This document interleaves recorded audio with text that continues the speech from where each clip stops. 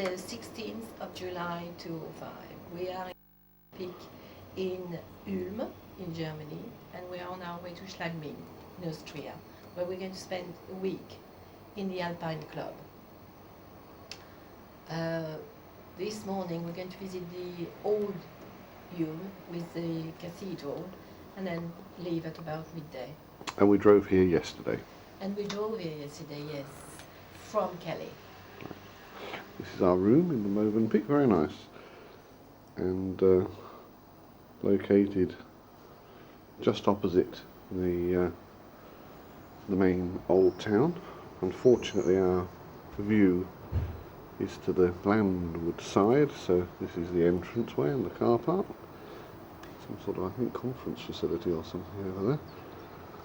And occasionally we hear the rumbling of trains that sort of mainlines, not the mainline station, but the mainline track is just the other side of that, going into the town centre. So this is the back of the hotel on the riverside. That's the hotel restaurant up there with a sort of glass top, like upper conservatory, Movenpick. Quite nice inside. And so these gardens lead down to the river. Giant chess set there in the distance. Love one of those.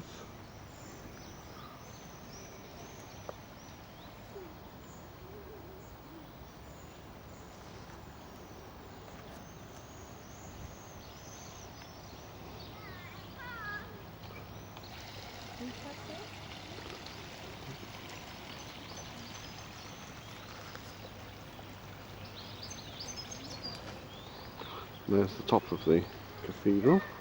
Ulm. There's the railway bridge and the unfortunate din of a bit of work on the bridge going on. And the old town is just over there. Let's have a walk around now. We can take a boat across for €1 each for a boat, but we're going to go the first time and walk over the bridge.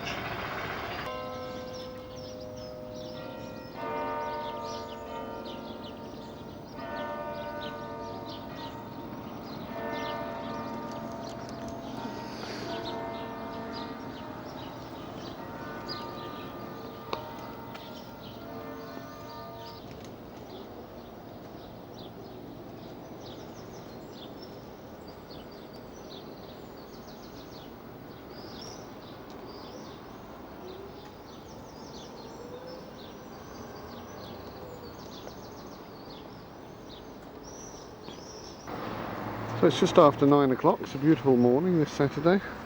We're just now walking to town. Here we have a view of the river. Lovely tree there, just next to it.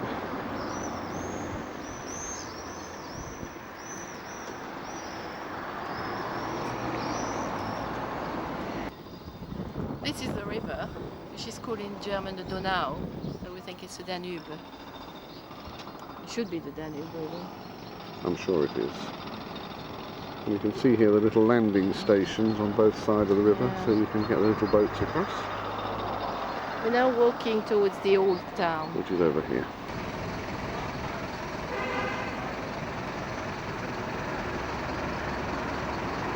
Seems to be building a tramway or something down the main road here. Lots of things going on all in the centre of the road.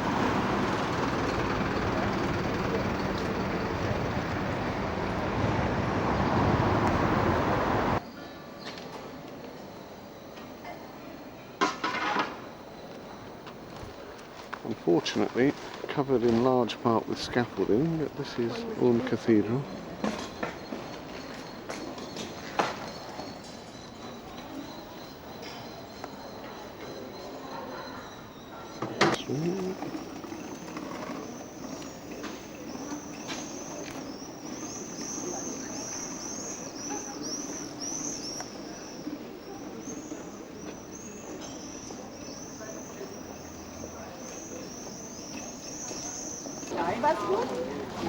This is the market square.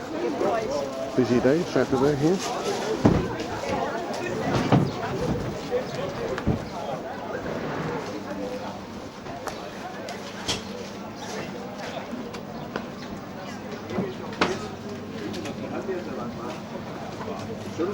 we're hoping we might find a door that is open to the cathedral, but so far they've all been shut.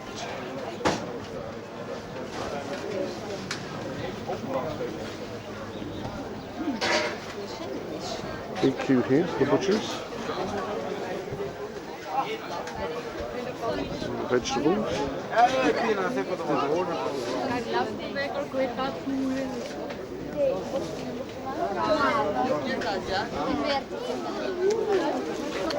We know the cathedral was built in 1531, but unfortunately not available.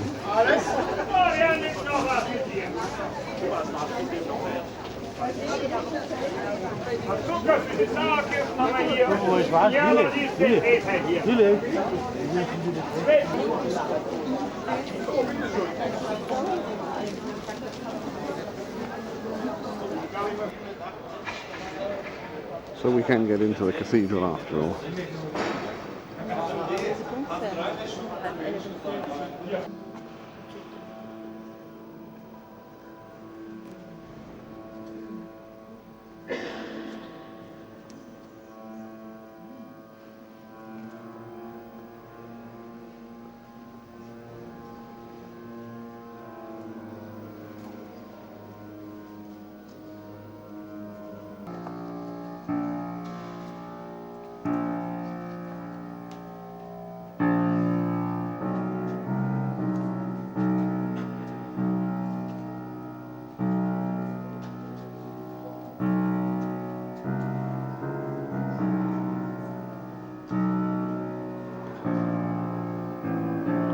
Expert art of piano tuning.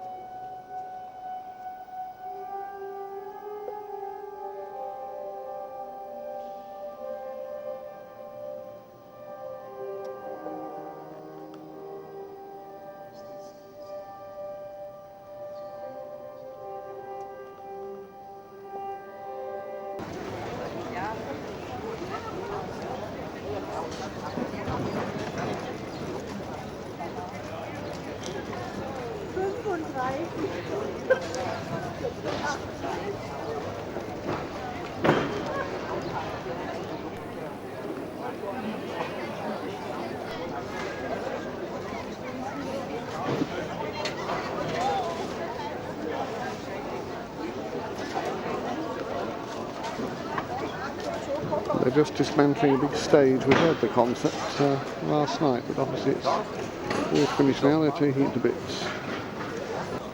Good stuff.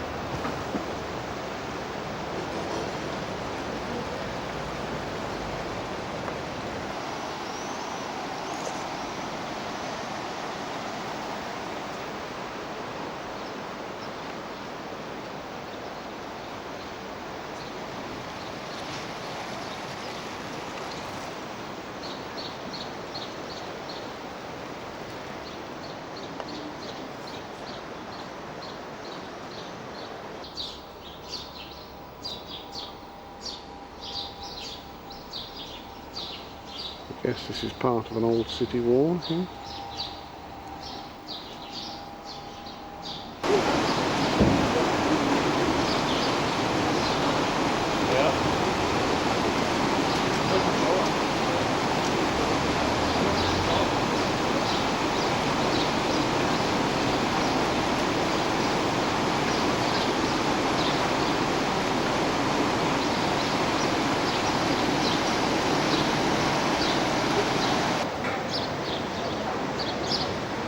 The house has sort of fallen away towards the river.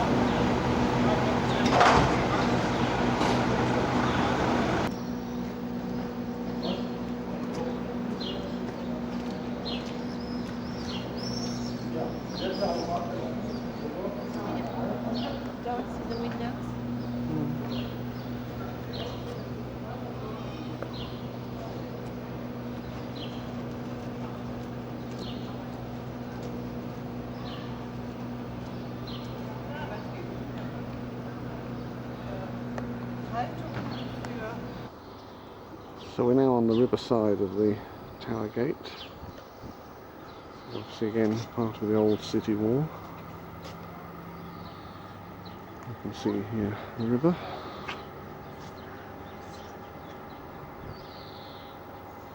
Yeah, it's a big summer thing. It's 19th of July. Oh, yes. Our hotel is just over there. That's the gardens of our hotel there.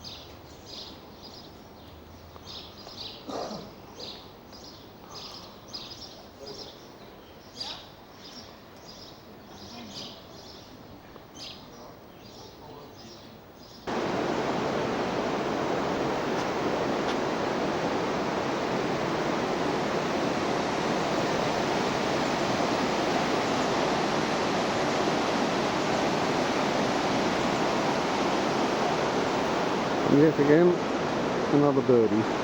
Obviously the symbol of Ulm, we think. But a delightful town, really nice.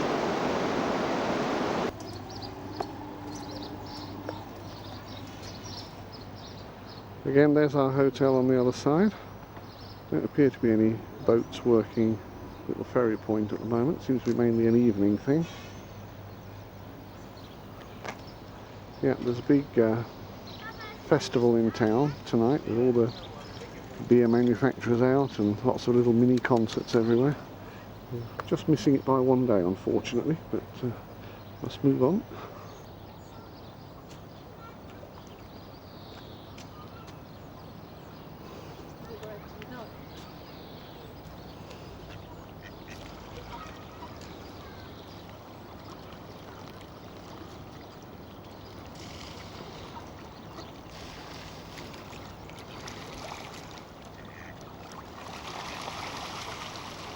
I think you should have spread it around a bit more thinly. We thought from the other side that tower was leaning, but now you can definitely see that it's well off the straight.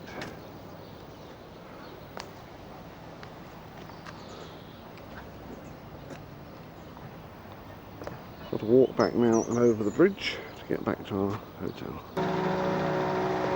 Looks to me as though they might be intending to build a pontoon, temporary pontoon over the river for this. The bridge with those things? Yeah. Pontoon from one side to the other. You put them all side by side. There's a lot more over there coming as well. Then you'll be able to walk across from one side to the other.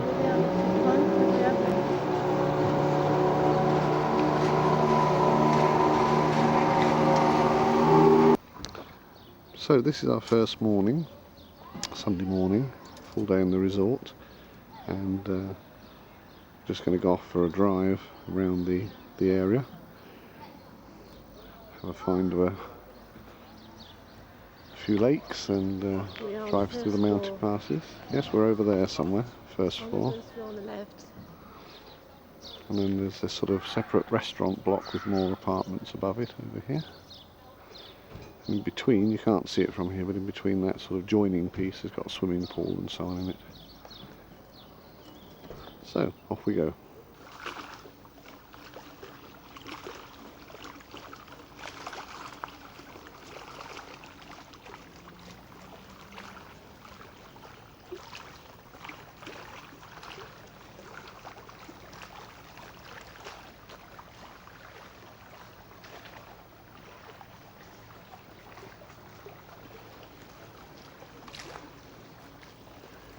So we're on our way to, what's the name of it? G-Munden?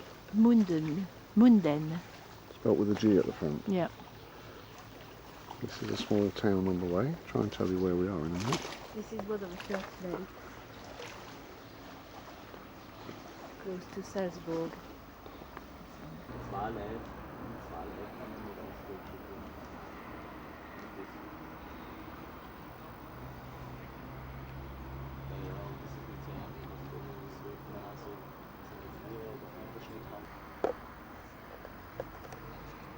This is the small town where we are now. The first leg is called Frauenkirchen.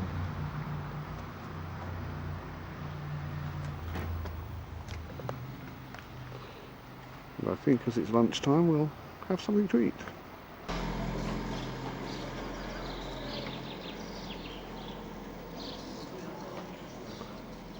So this is St. Wolfgang, yes? Yes, St. Wolfgang.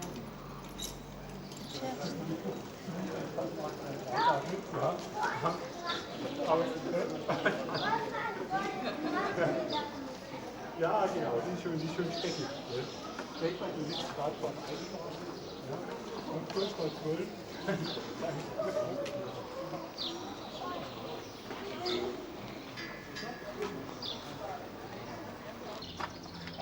So this is the town of Wolfgang with the lake Wolfgangsee.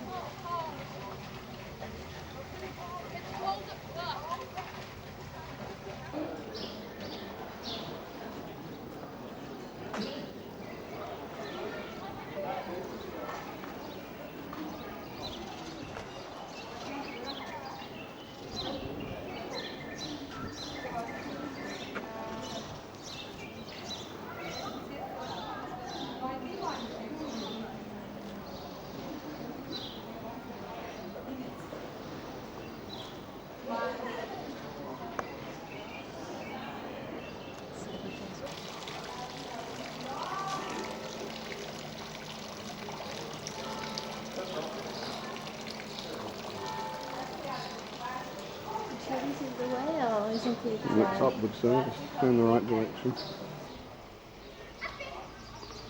We're now going to go for a little horse ride on a carriage. Yeah, why not?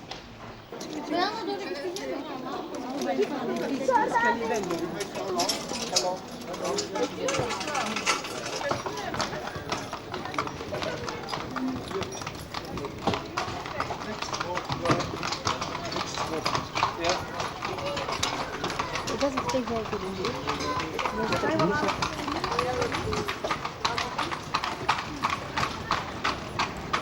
You're coming first time. Yes. Super, hop, hop, hop, hop.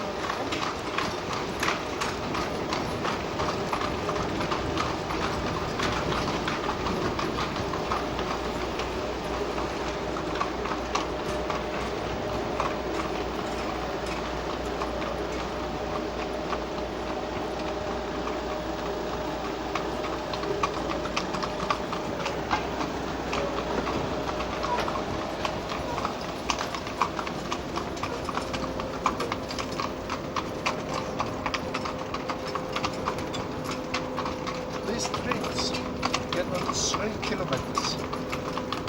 Then it's closed for car. It's finished. Alright.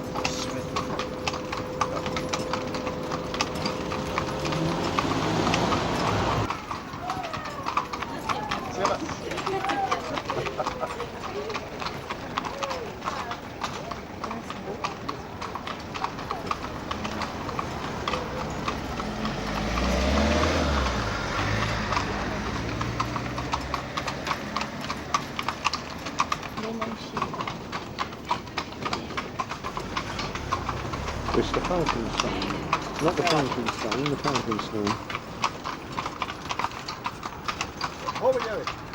Tæt på en fod. Hvor du er også.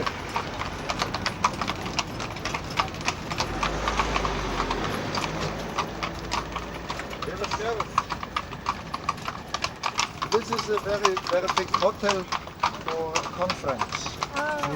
Conference center.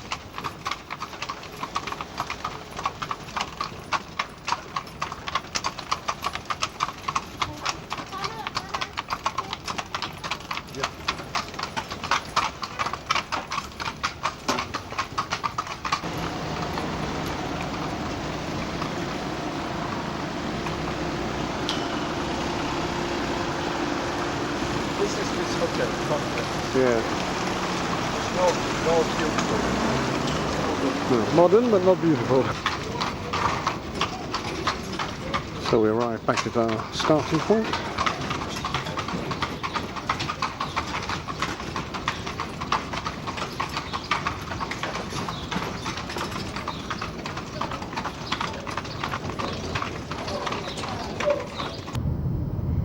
We are on our way to Schladming through Radstadt, through little countryside lane, and we have beautiful view of the valley.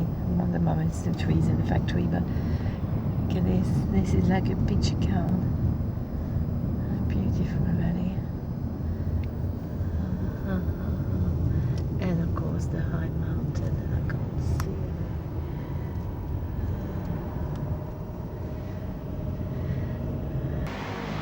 We've just now arrived in the centre of Schladming, just to try and have a walk round, see what it's all about. We haven't been in the town before. There's a little map that they have up on the wall of one of the buildings.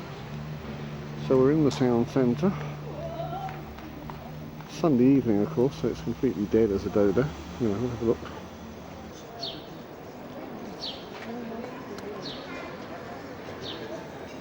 1931.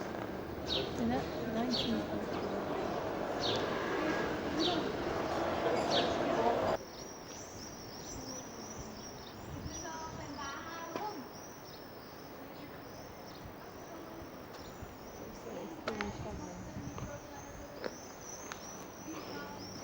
Continuing our walk around the town at the moment and snowing.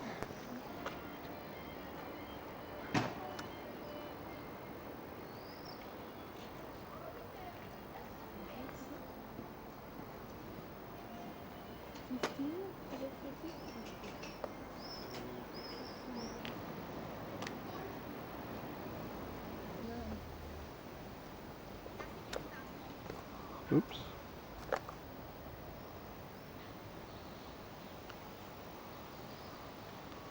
This house was built in 1899.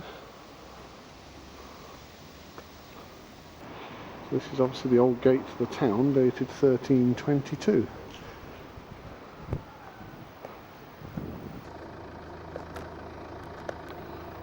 So we've come up now above Sladming, above our actual sort of Alpine Lodge hotel where we're staying. We've come further up the mountain, and as you'll see, it's just sunset, so we thought we'd just have a little drive around this side and see what we can see. It's going higher and higher, and we can see here, haven't got that far yet around the corner, but there's obviously a cable car terminating somewhere about here. It comes up from the valley. You'll see another one of its towers there, so it's going down into the valley. You see the snow, eternal snow up on the top of the mountains. So it's Monday today, and we're going to visit Salzburg, and on the way we're going to visit the Eagle's Nest, Hitler's spring retreat. This is our room again, and let's have a look from the balcony.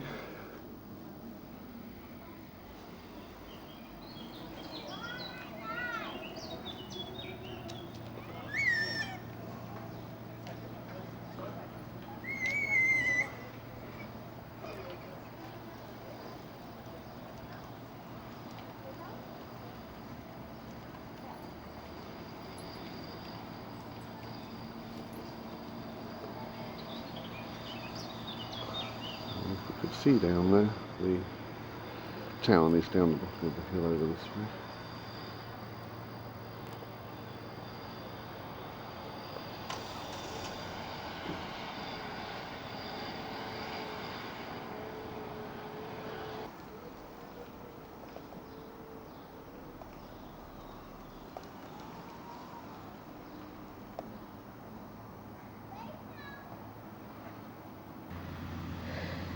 This is what you can see from our Alpine Club. The mountain there, all above, with the eternal snow.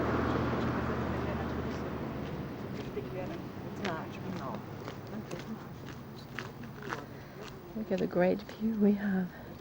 And if I just turn around here, this is our Alpine Club. You can't see behind the train. Look at this.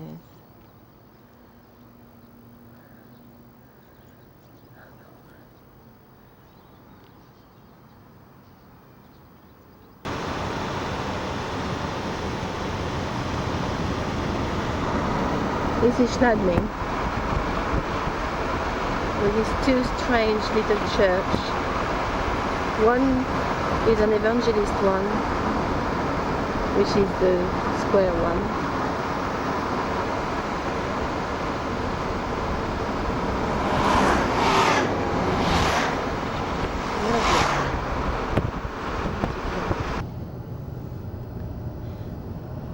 As we are coming on to Werfen, we are visiting the castle perched on the rock, which for the moment you can't see anything. Can you see it there? Yes. That's the... tell you more about it later. Look at this.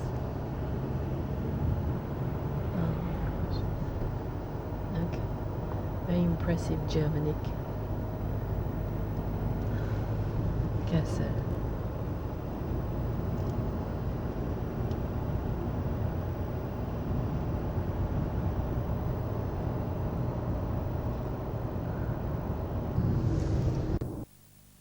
Hohenwerfen, between Schladming and Salzburg.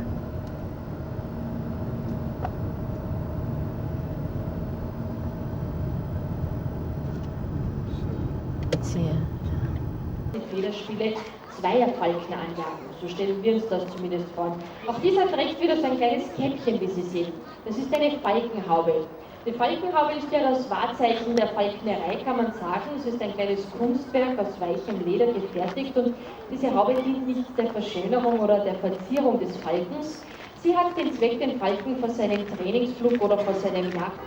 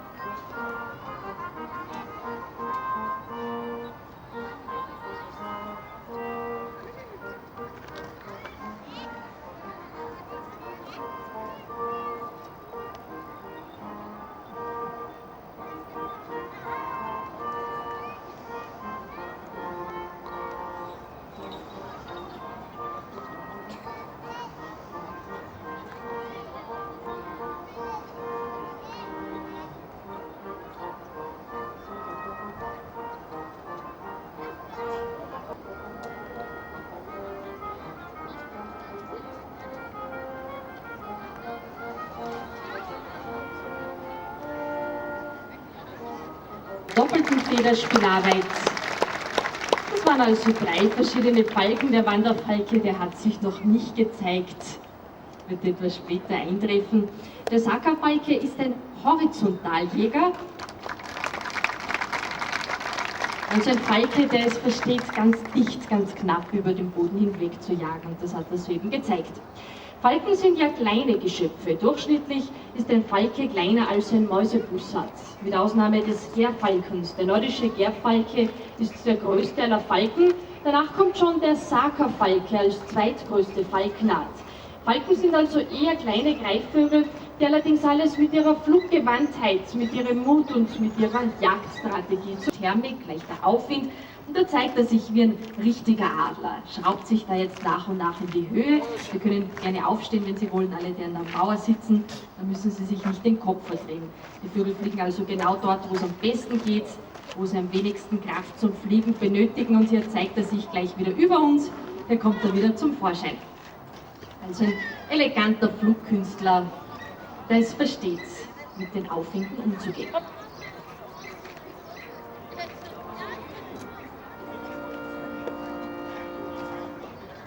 Ladies and gentlemen, welcome to Fortress Hohenwerfen.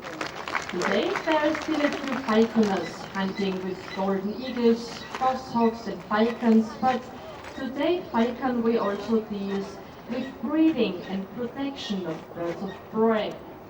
Now we will show you some parts of the High School of Falconry with some birds of prey in free flight. You've already seen falcons at the beginning, a Lena falcon, a peregrine falcon and a Saker falcon flying on the lure. Falcons are small but very fast birds. A peregrine falcon, for example, can reach a speed of up to 3. One is a bald eagle, you will see 2 black kites, an imperial eagle, and at last a griffon vulture. We hope you enjoy the show and wish you a nice day.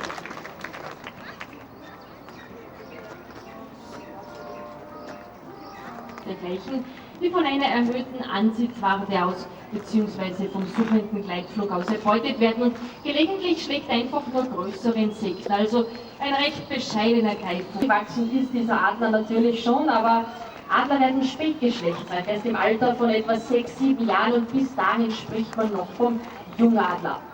Die Flügelspannweite unseres Steinadlerweibchens beträgt etwa 2,20 Meter, das Gewicht um die 5 Kilogramm. Und gleich wird er heruntergleiten.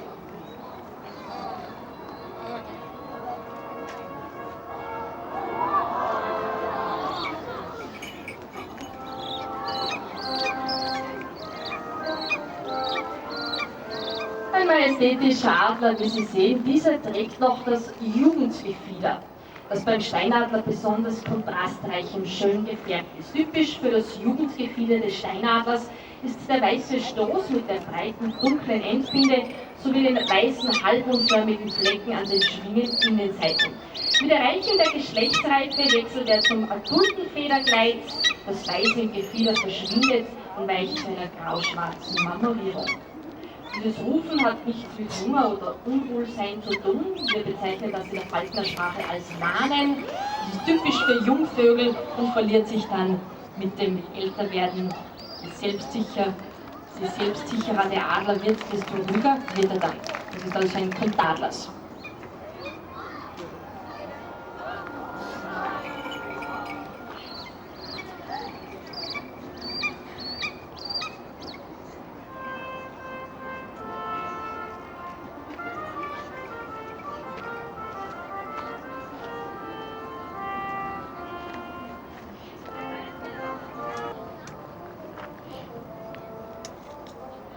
Der Steinadler hat in der Falknerei als Jagdvogel natürlich eine große Bedeutung, vor allem im asiatischen Raum, in Teilen der Mongolei, in Kasachstan oder in Kirgisien. Dort wird auch heute noch die Beizjagd traditionsgemäß mit dem weiblichen Steinadler ausgeübt. Und auch in Europa gibt es einige Idealisten, die die Beizjagd mit dem Steinadler ausüben. Sie sehen heute schwerfällige Schwingenschläge unseres Steinadlers. Adler lieben ja turbulentes Wetter, Aufwind, Thermik, um zu fliegen, um zu reisen, da bewegt er sich mal zu Fuß vorwärts.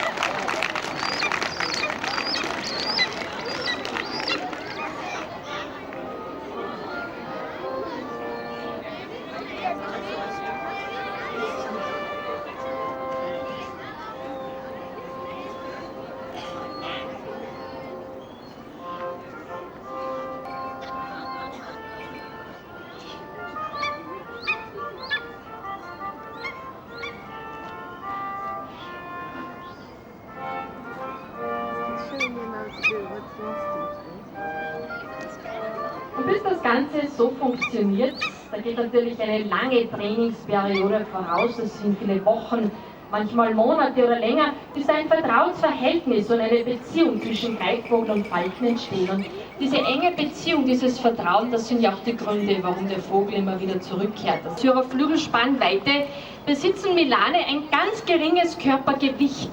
Das heißt, sie sind imstande, mit nur wenig Energieaufwand zu fliegen. Also sie brauchen im Grunde gar keine Turbulenz, um da ganz gemütlich umherzukreisen. Sie sind den schweren Adlern flugtechnisch natürlich weit überlegen. Milane sind auch richtige Flugkünstler, richtige Fangtechniker, die imstande sind, kleine Stückchen, die man ihnen zuwirft, zu fangen und auch gleich im Luftraum zu verspeisen, bis sie zwischendurch ganz spielerisch zeigen. Milane besitzen außerdem ein sehr typisches Flugbild, das eigentlich leicht von anderen Greifvögeln zu unterscheiden ist. Dieses Flugbild wirkt auch auf weite Entfernung eckig. Sie haben gewinkelte Schwingen und einen gegabelten Stoß. Und wegen dieser typischen Gabelung im Stoßgefieder werden Milane auch als Gabelwein bezeichnet. Und sie sind ganz treffsicher, holen sie die kleinen Stückchen aus der Luft, also extrem wendige, fluggewandte Greifvögel. Diese Wendigkeit verdanken sie ihrem Stoßgefieder. Die beiden Milane werden uns noch etwas begleiten. Wir kommen zu einem Adler, der nächste ist bei uns allerdings als Exot zu bezeichnen. Er ist ein Bewohner Nordamerikas. Der nächste ist ein amerikanischer Weißkopfseeadler, ganz sicher einer der schönsten Adler, was die Gefiederfärbung betrifft. 7 Jahre alt ist unser Weißkopfseeadler Männchen. Seine Flügelspannweite beträgt etwa 2 Meter, das Gewicht um die 4,5 Kilogramm. Der Weißkopfseeadler bewohnt also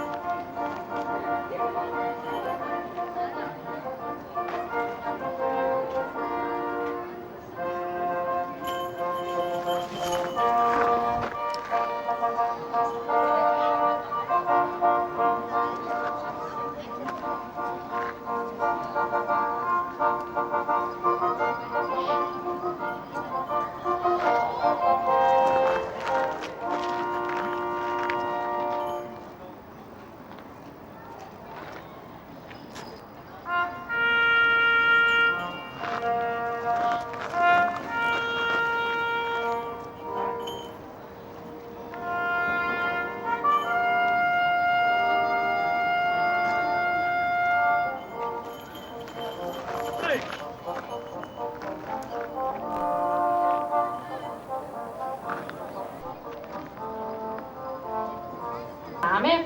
26 Jahre ist im Grunde nichts Besonderes, denn Gänsegeier können durchaus ein Alter von bis zu 70 Jahren und mehr erreichen. Und hier startet dieser Fluggigant. Die Flügelspannweite beträgt 2,80 Meter, das Gewicht etwa 9 Kilogramm. Und da wirken die Milane natürlich wie Winzlinge, im Gegensatz zu so einem mächtigen Gänsegeier.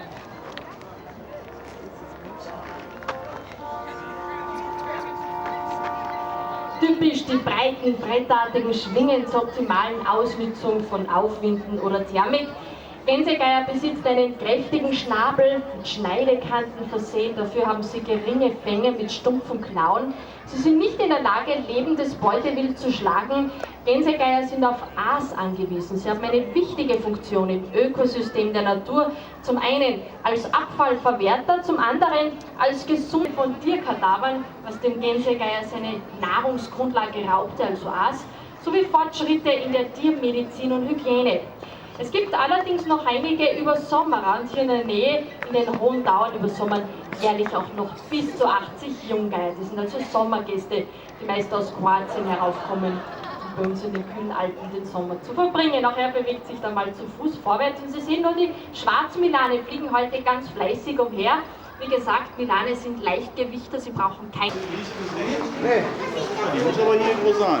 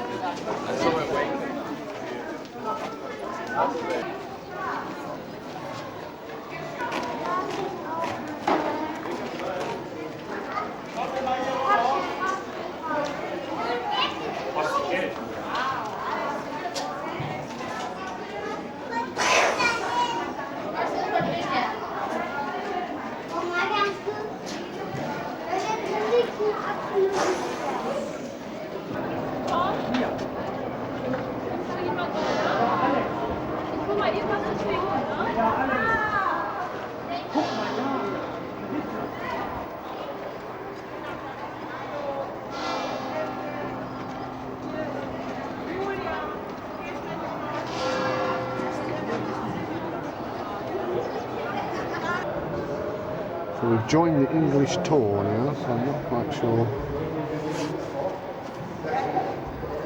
what's going to happen next.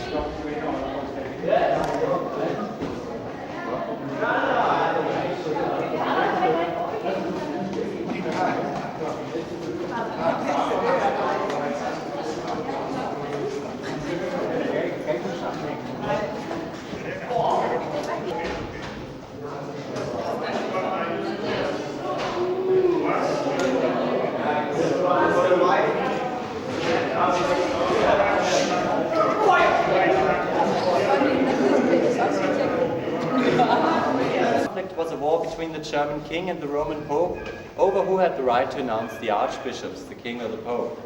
Because the Archbishop of Salzburg was on the pope's side, he had to fear attacks from Germany, and so he erected the fortress of Hohenwerfen, the fortress of Hohensalzburg, and the fortress of Friesack in Carinthia. The fortress of Hohenwerfen was in the beginning a simple fortification tower on top of this mountain, and it was improved and enlarged during the following 400 years till it reached its final size and appearance in the mid-16th century. The fortress lived through only one war during these centuries, namely the Peasants' War at the end of the 15th and in the beginning of the 16th century. This Peasants' War was an uprising of Protestant farmers and peasants who defended themselves against persecution through the archbishops of Salzburg.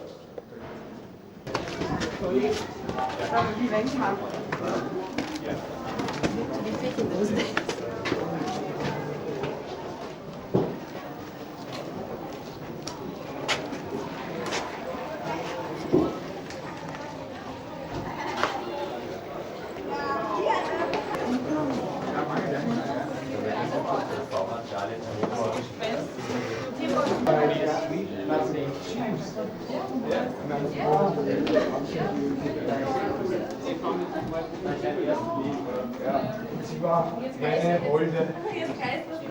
we're standing now on the second level of the belfry. Below us is only the gift shop, and as I mentioned before, the belfry is the only part of the upper fortress completely safe from the fire. The large wood we're standing on now is therefore nearly 500 years old. The pendulum over there on the wall is the pendulum of our tower clock. This pendulum is over 7.5 meters long and goes over 3 floors. The lens on the bottom of it weighs 80 kilograms and the weights to each side weigh 140 kilograms each. This clock had to be wound up by several men 6 times a week. 6 men several times a week back then, but for a few years now a motor does this for us, so we don't have to ask our guests to do it for us.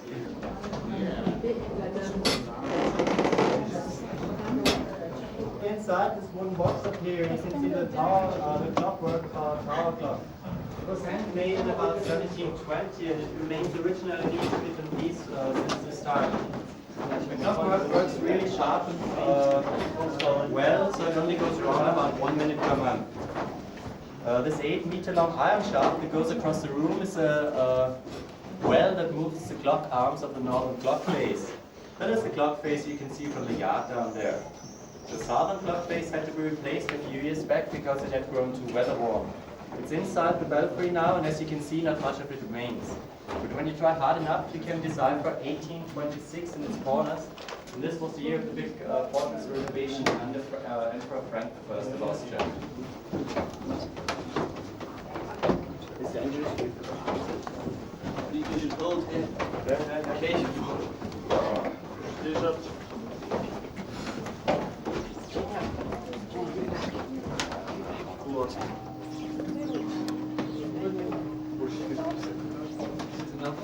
Careful.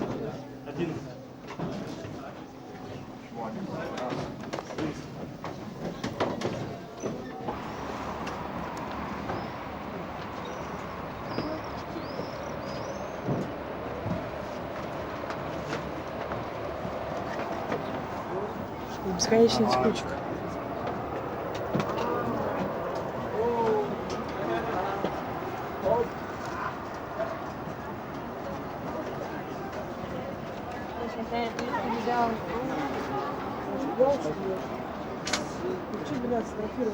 Bye-bye.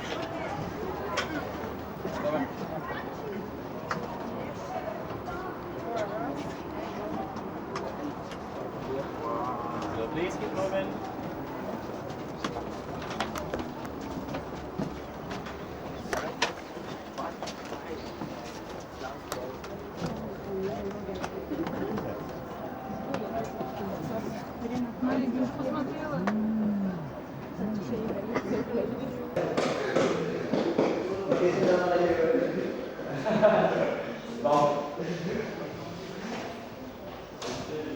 What's that?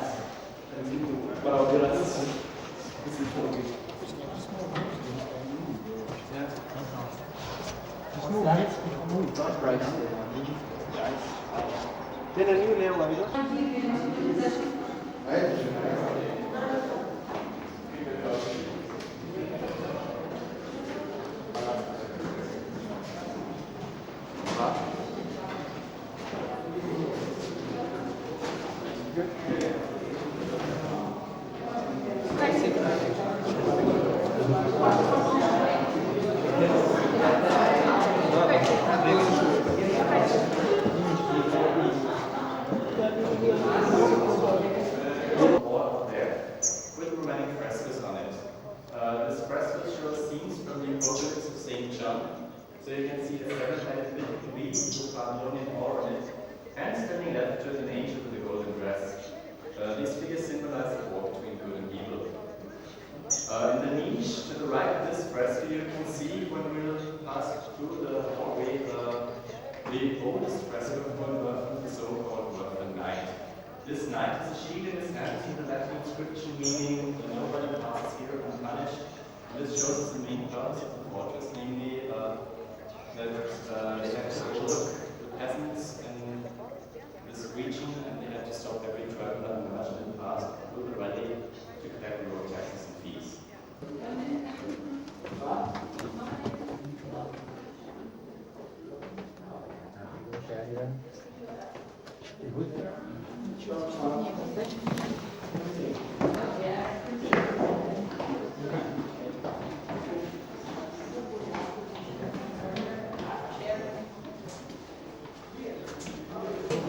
This dark staircase is a secret pathway that leads over 219 steps from the main citadel down to the second portal. The secret pathway was a means to get around inside the fortress without letting outsiders know how many people were stationed up here. Because during peace times, normally only up to 20 armed men were up here defending the fortress. The same purpose had these roofs that go really far inside the fortress, so that enemies that were hiding around, hiding the mountains around the fortress couldn't spy on it. The cannons you can see down here in the chapel bastion are part of Archduke Eugen's big weapons collection. These cannons were all the way, and these cannons are the original cannons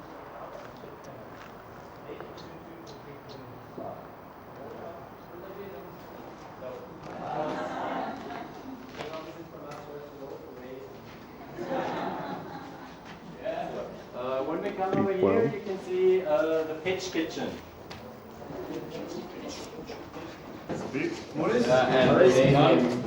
Yeah. That is something else what you do. Oh yeah.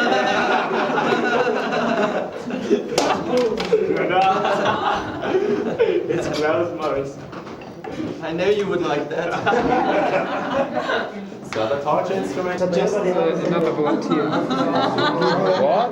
Just another volunteer here. One more. We need a volunteer. Wow.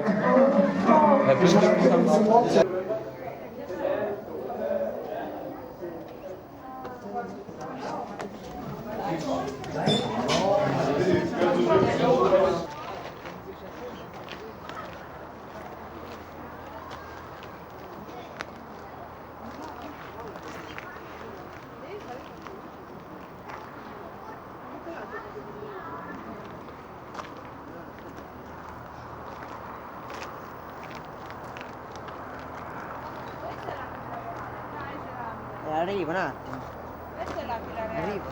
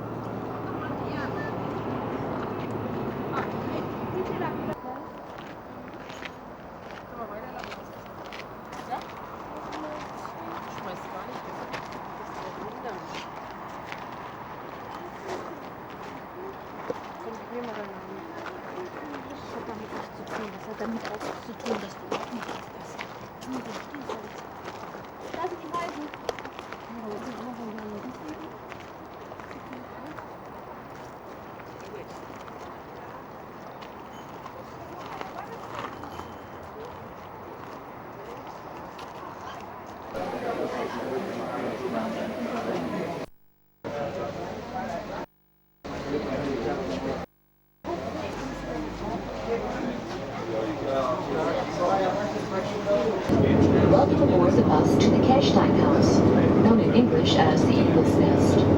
We would like to take this opportunity to give you some important information that you may find of interest. The 6.5 kilometer or 4-mile long road from Obersalzberg to the Eagle's Nest parking lot is one of the most beautiful mountain roads in Europe. During the bus ride, weather permitting, you will have a view of the Berchtesgaden Alps, such as the Untersberg, the Lattengebirge, the Reiteralpe, the Hochkalter, the Watzmann, the Jenner, and the Hohe Gelb. Deep in the valley, between the Watzmann and the Jenner, lies Lake Königssee.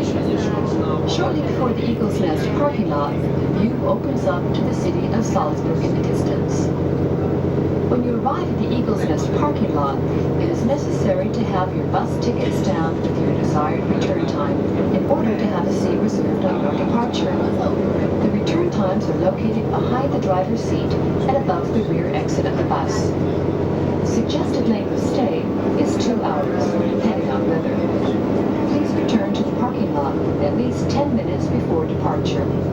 After your ticket has been stamped, you will walk through a tunnel leading to an elevator, which will take you 124 meters, or 406 feet, up into the Eagle's Nest building itself. It was Martin Bormann's idea to have this structure built on top of the 1,834 meter, or 6,017 foot high Mount Kehrstein, as a gift from the party to Adolf Hitler for his 50th birthday. The tea house was solely used for representation purposes for visiting diplomats. The building itself, as well as the access road, were built in 13 months' time, between 1937 and 1938. Thanks to the local governor of the time, Mr. Jacob, who intervened on behalf of the Eagle's Nest, it was spared being blown up after the war. The Eagle's Nest has been preserved in its original form as a historical monument. Since 1952, it has been open to the public and is leased out as a mountaintop restaurant. In order to visit the building without disturbing the restaurant's customers, only authorized guided tours are permitted inside the building. Thank you for your... So this is as far as the bus takes you, and then there's a lift to go the final distance up to the Eagle's Nest, which we'll see in a moment or two, but fabulous views from here.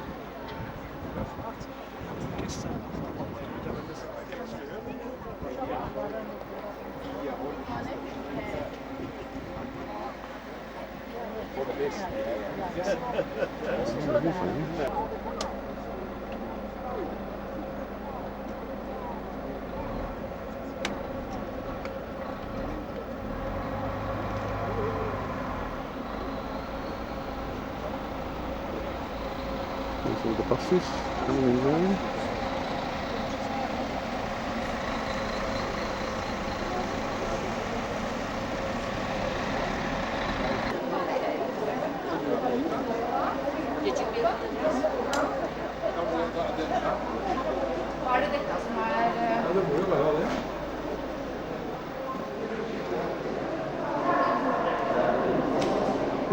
Oh, that's cool then.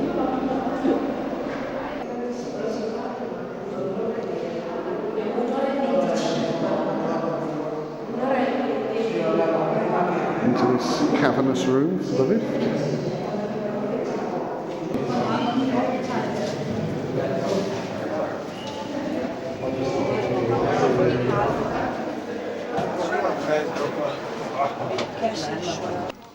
And here we are at the top.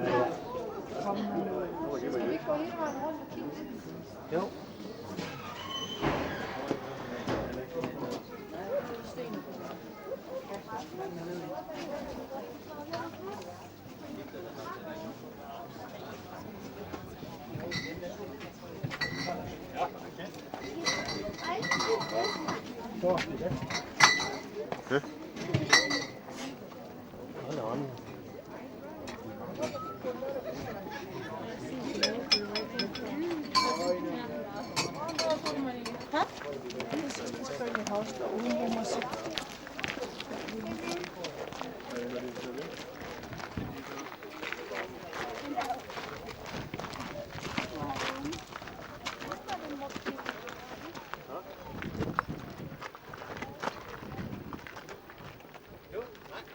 I think that's where we parked our car down there.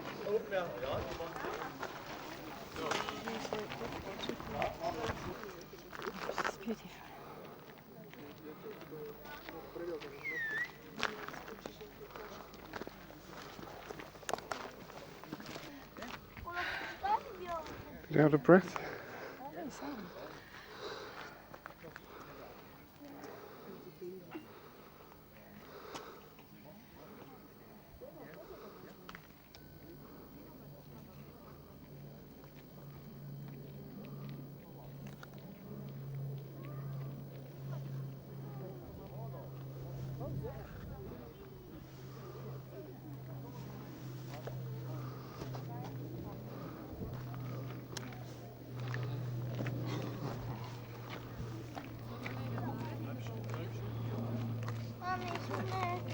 Wollt man ein Bild schon machen? Der ist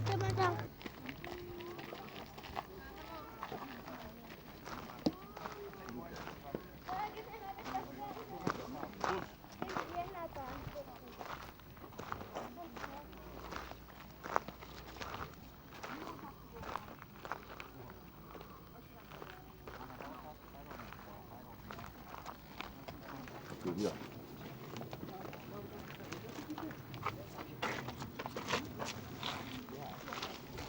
Ja. Ja, door. Ja, door. Dat was uitgevoerd. I hope someone did. It hurts worse than that. You're alone? What? Are you all alone here? Which bit it is, I don't know.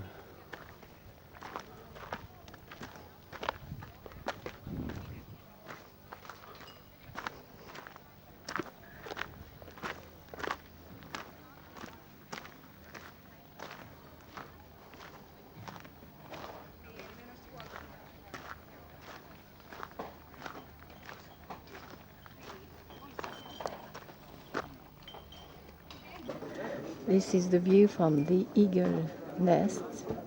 We are sitting at the terrace having a beer. We walk, as you've seen before, all the way to the cross. Over there seemed to have been an accident. Someone has broken a leg and they're waiting for an helicopter to come and secure the boy. It's very, very hot. It must be about 32 degrees. The altitude is 1,863 meters, I think.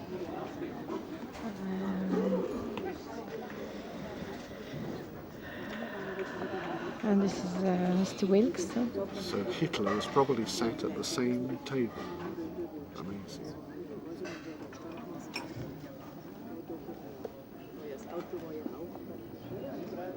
Beautiful view, huh?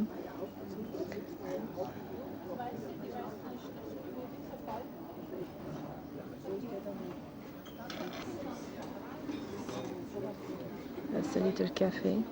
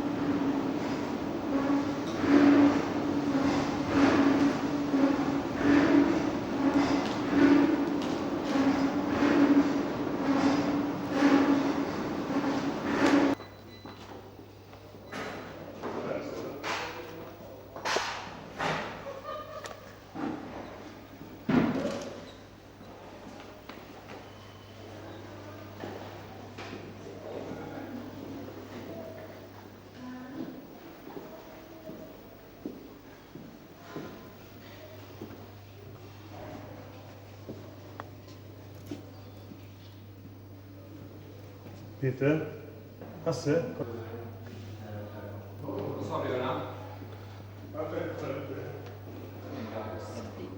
Lovely lounge.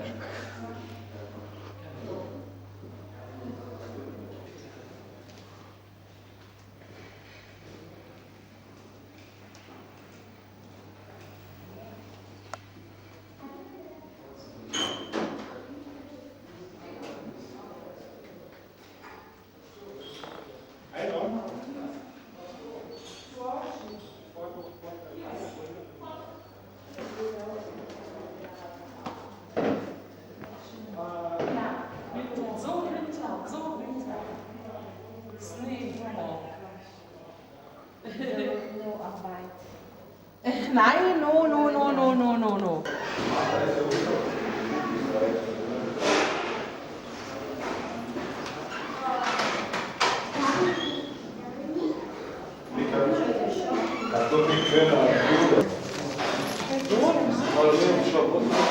So it gets a bit deep up here in the winter.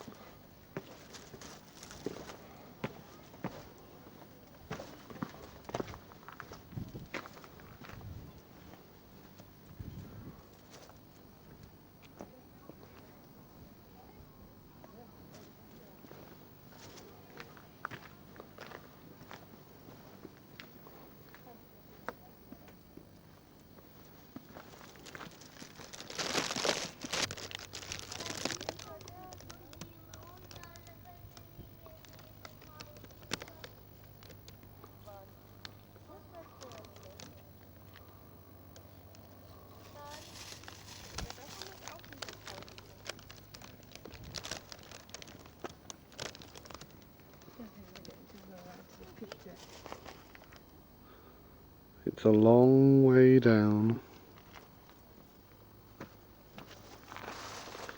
It's a long It's another side of the eagle nest.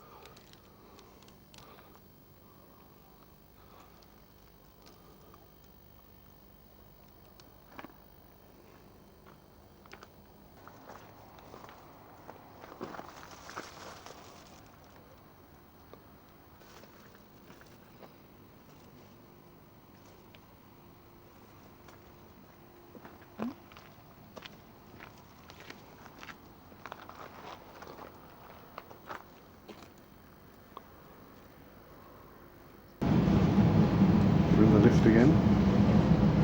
Going down.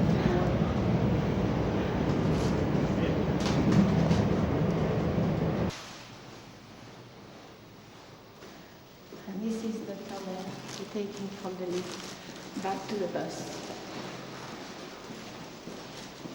So there it is up there, and the lift goes all the way down to the bottom of this tunnel.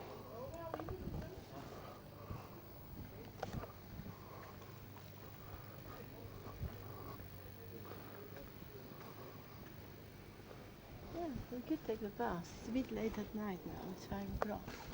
Otherwise we could take the bus. Yeah, at 5 o'clock we won't.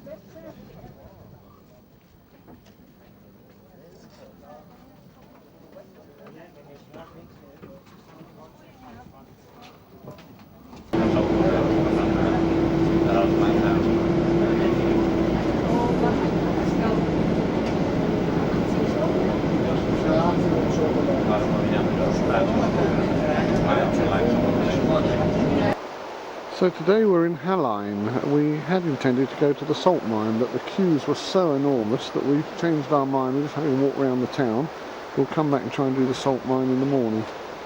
So we're just having a little look around. Perhaps we'll have a bit of lunch. What day is it today? Today is Tuesday, and this is a town which is south of Salzburg. I don't know, probably about 30 kilometers of Salzburg. Ah, that's the thing we went to. Oh yeah.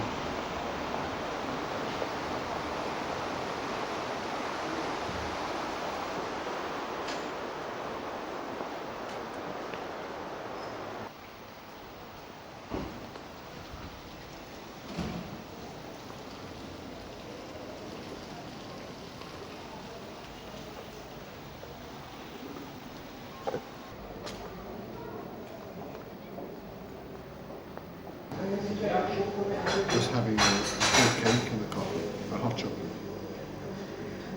In a typical Viennese Austrian tea house.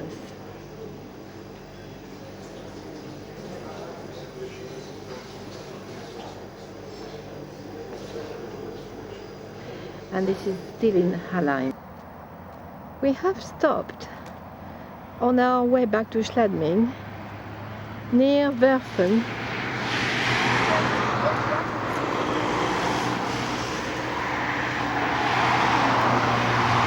This is the Werfen castle we visited yesterday from distance between the two mountains. On the right top you got this little belfry thing. We went there right on the top yesterday. This is not the motorway. Today, Tuesday, it's very overcast, but this is beautiful.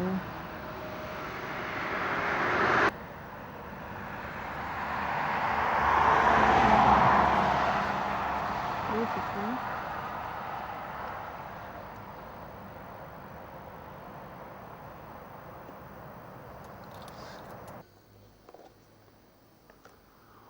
This is one of the two churches in Schladming.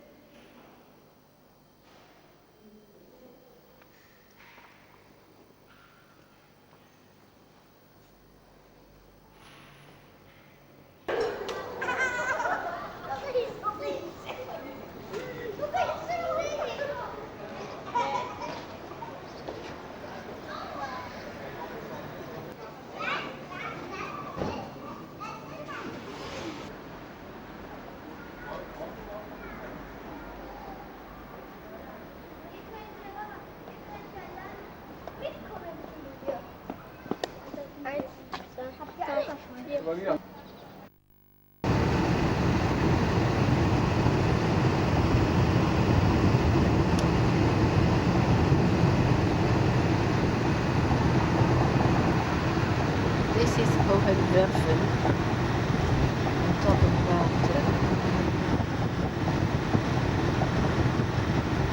We are on our way to Salzburg.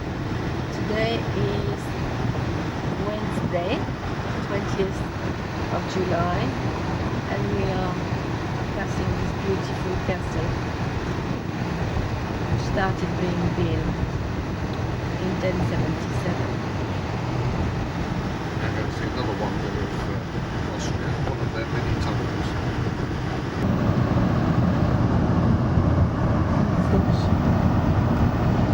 See, can you go a bit slowly? How do you see it? You see all these damn trees.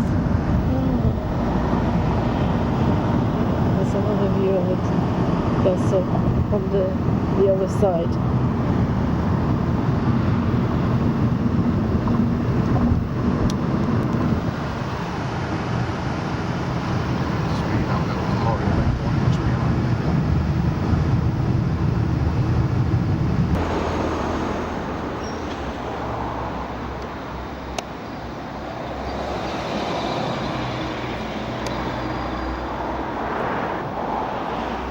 We just arrived in Salzburg and parked in the car park that the guy indicated us. And this is the famous castle on top of the hill, which we will be visiting.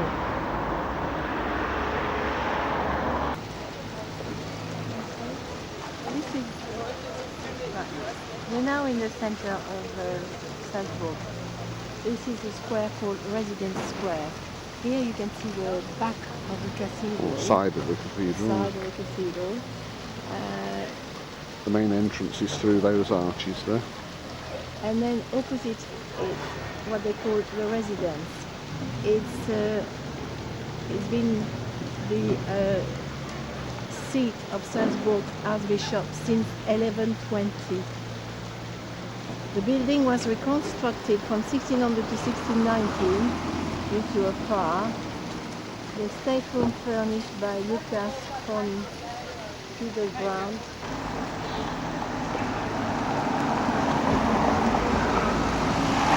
This is the center of Salzburg now. We are in the square called Residence Square, and this is the side of the cathedral. And on the right hand side, this is what they call the residence, which was built in 1120 and which was the seat of Salzburg's Archbishop.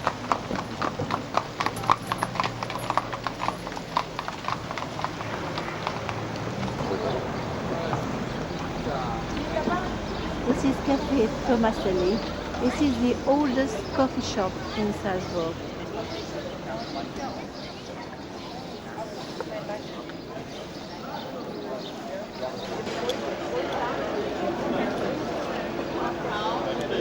We are sitting at the Tomaselli famous coffee shop where Bryan is having kind of apple cake.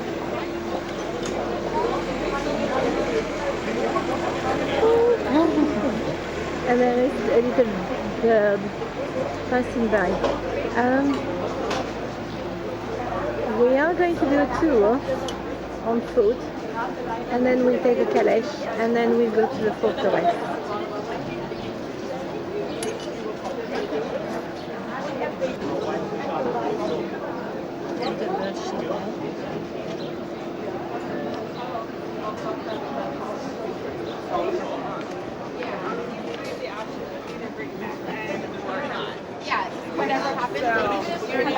But I guess it's cool that they have a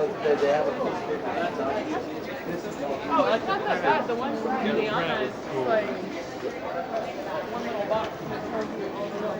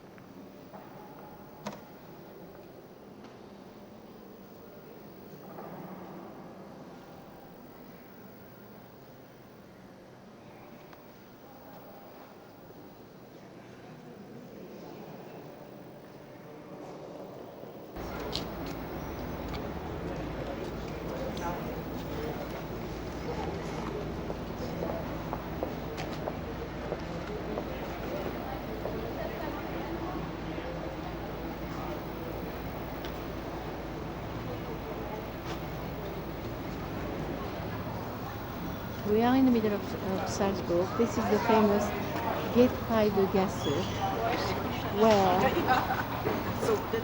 Mozart was born. Also the main shopping street.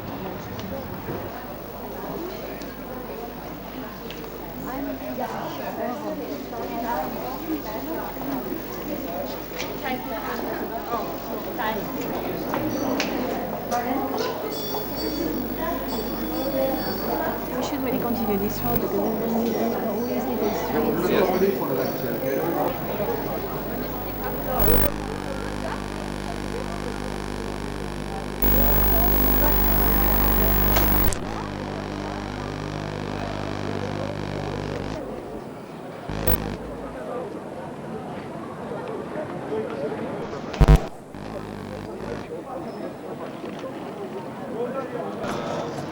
I was visiting.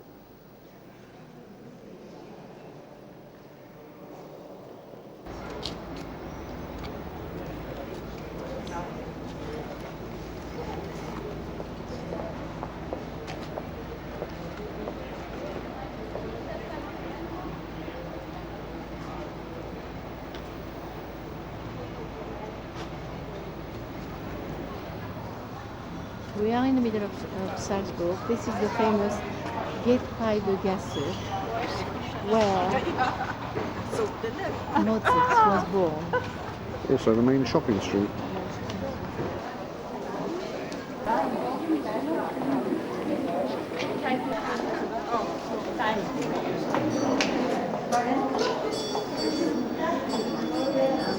We should really continue this road because there's always little streets.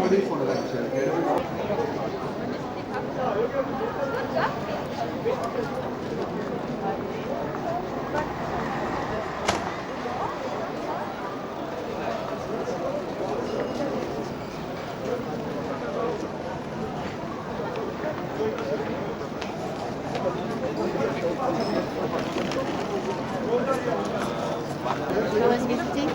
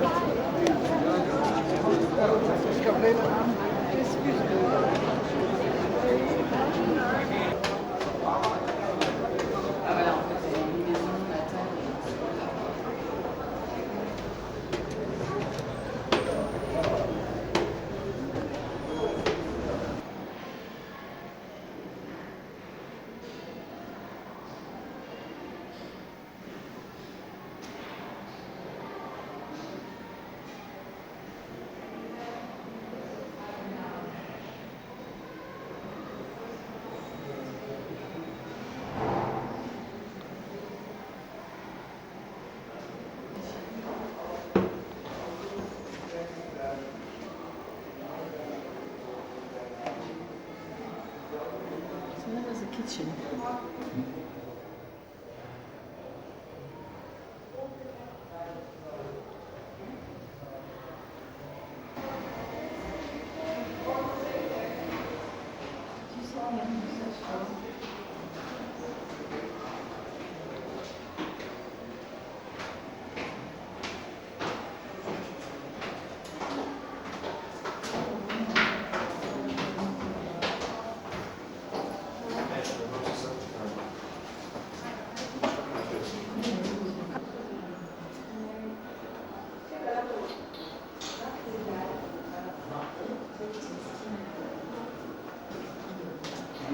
Wolfgang and Carol Thomas.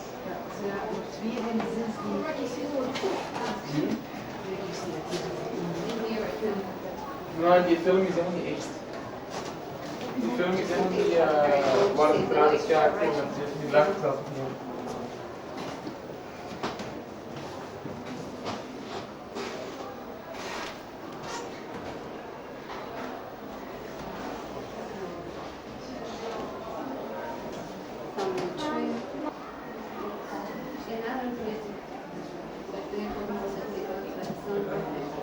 And that used to be the fish market, said on the wall outside.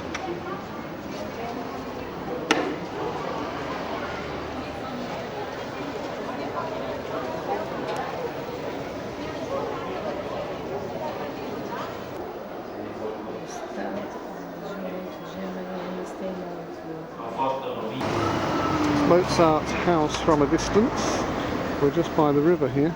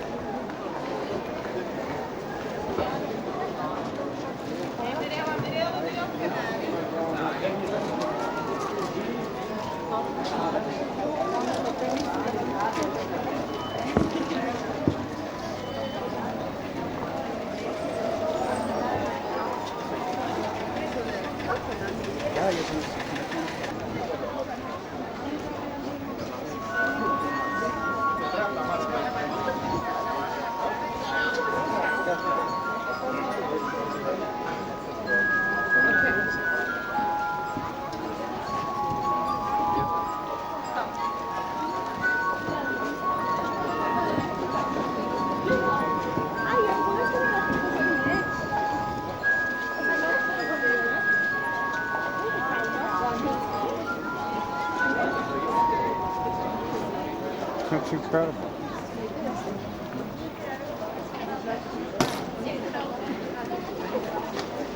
Thank you.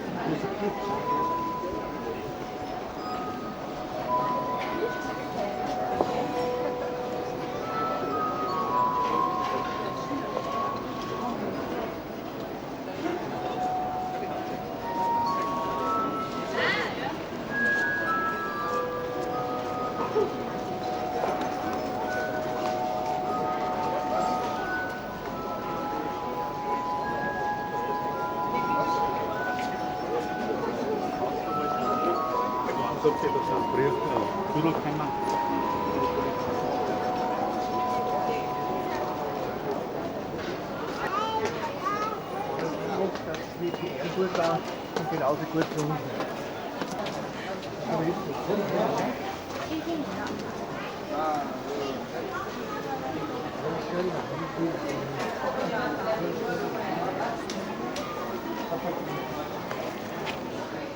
We have a shop selling only eggs.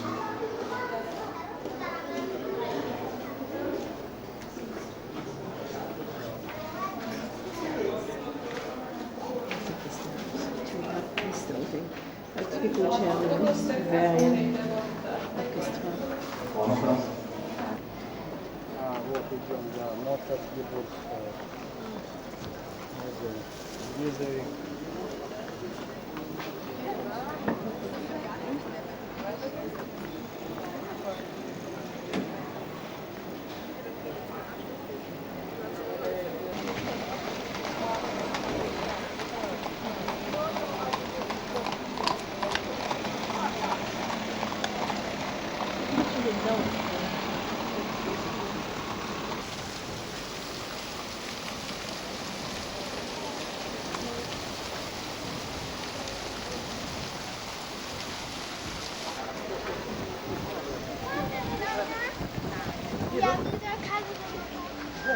We are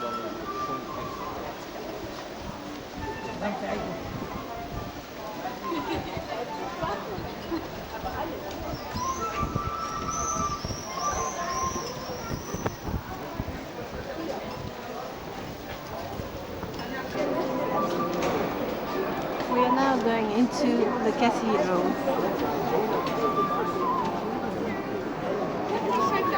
Jetzt sind 200. Dort ist auch ein Hund.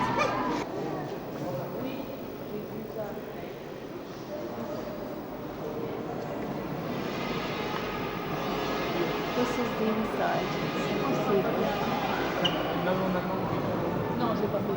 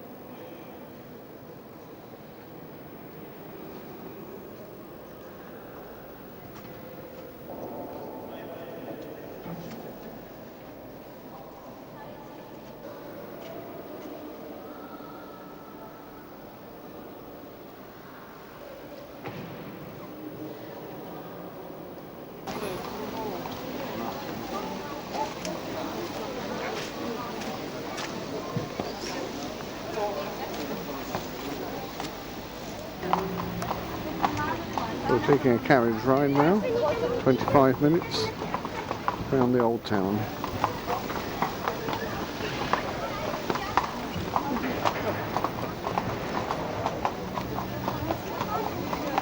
Can I explain a little bit? Yes, please. You're on the residence there?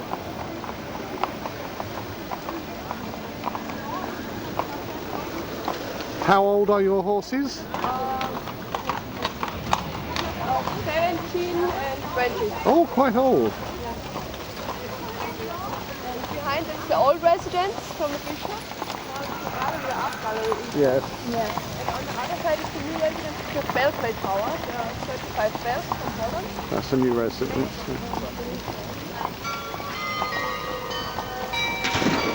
Now a melody. And the residence house on the right. And on the left side, that's the St. Michaelis Church. It's the smallest and oldest church in Salzburg. The oldest church? The smallest. And the year 728. 728. Yeah, I think she said oldest.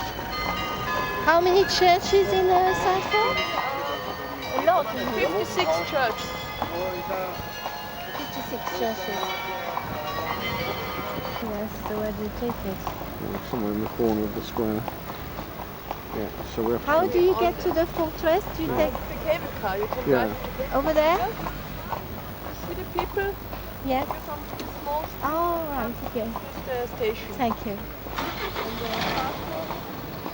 And the year is 1077 and the building time was 600 years for the castle. 600 years to build it. I can imagine.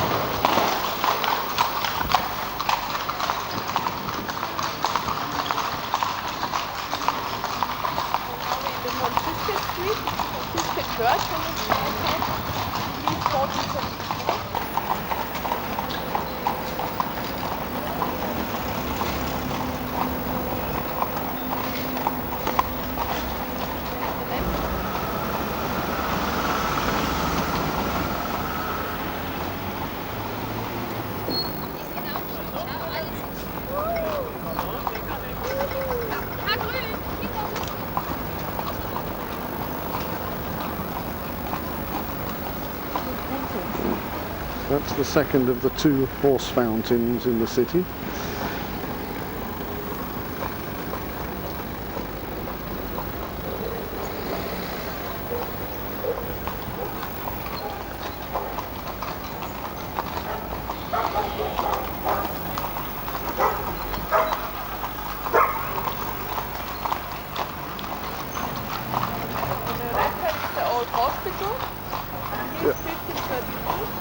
Oh, that's Now it's the Toys Museum. The toys. Toys Museum. Oldest museum.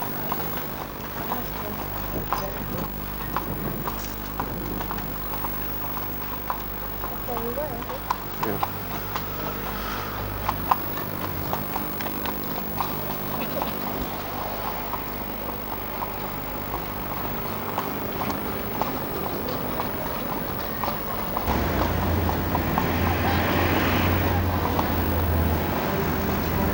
Going along the edge of the river.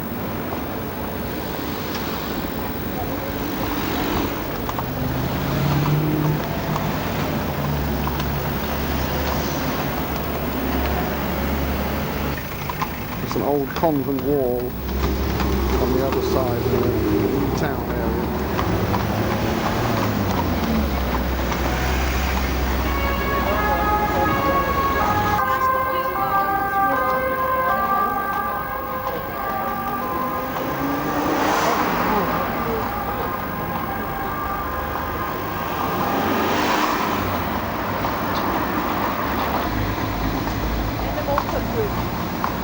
The old city wall, continuing.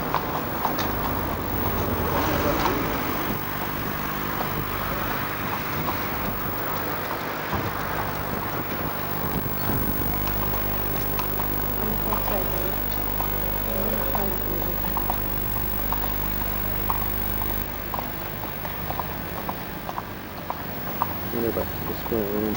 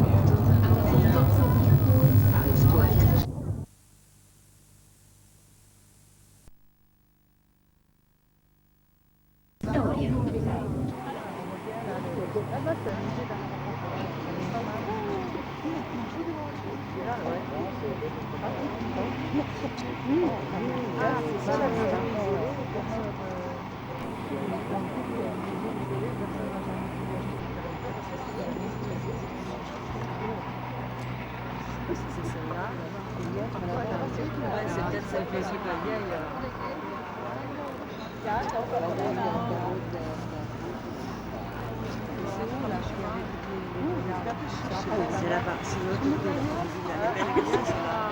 Oui, elles sont là-bas, toutes alignées.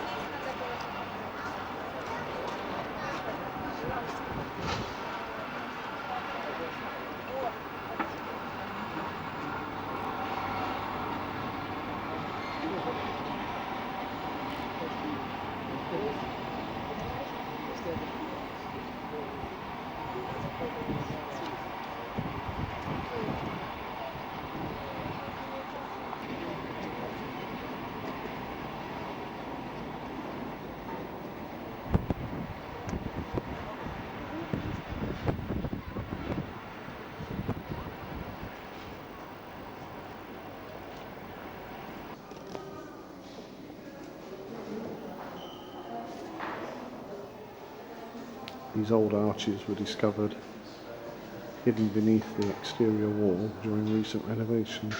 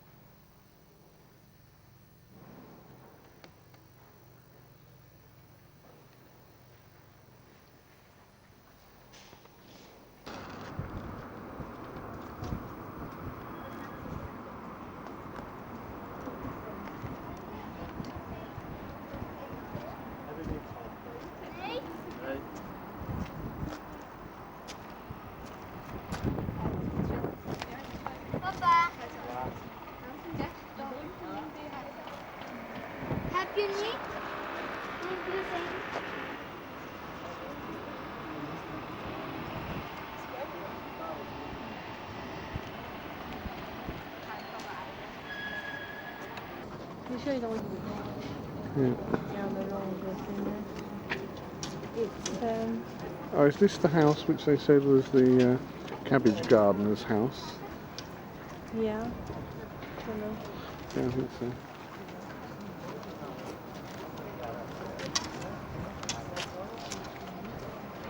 You finished? You sure? Yeah.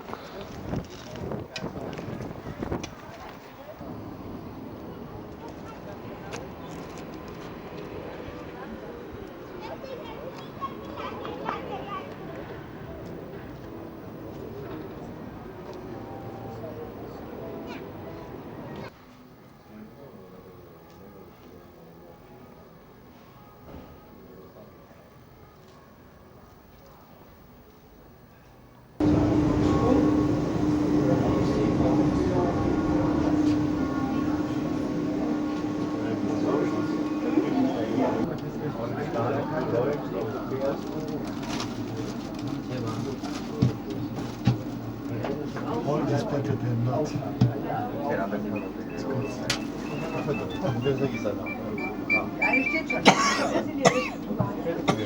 Bist du weich und dann probiert man. Ja?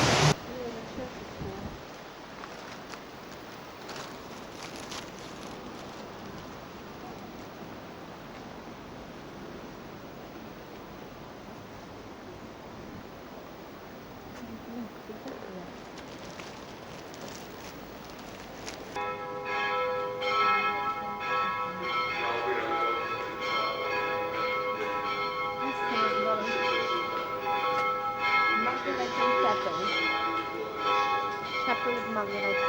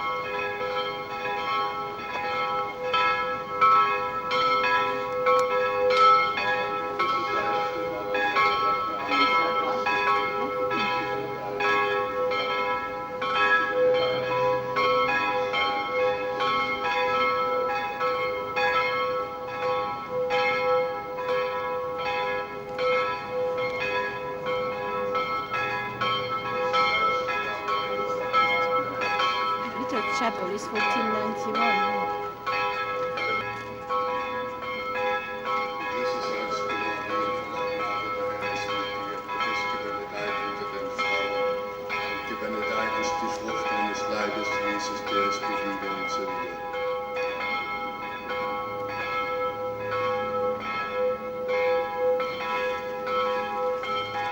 Ehre sei dem Vater und dem Sohn und dem Heiligen Geist.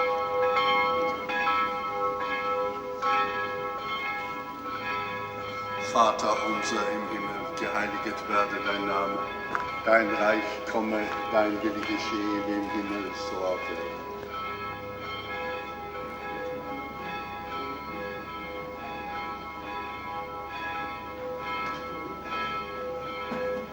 Von den Frauen, gewinne deines die Frucht deines Leibes, Jesus, der von den Toten auferstanden ist.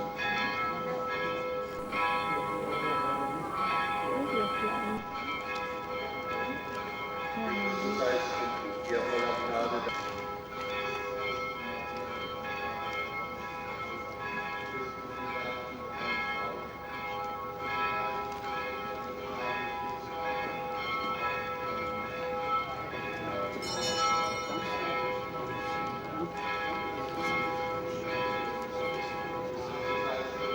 Voller Gnade, Herr ist mit dir. Du bist gebenedeit unter den Frauen. Und gebenedeit ist die Frucht deines Leibes, Jesus, der von den Toten auferstanden ist.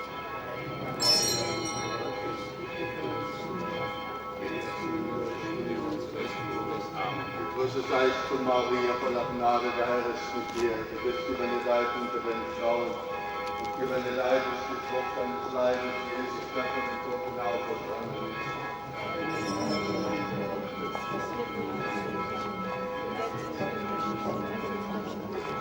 Größe seist du, Maria, voller Gnade, der Herr ist mit dir. Du bist gebenedeit unter den Frauen. Und gebenedeit ist die Frucht deines Leibes, Jesus.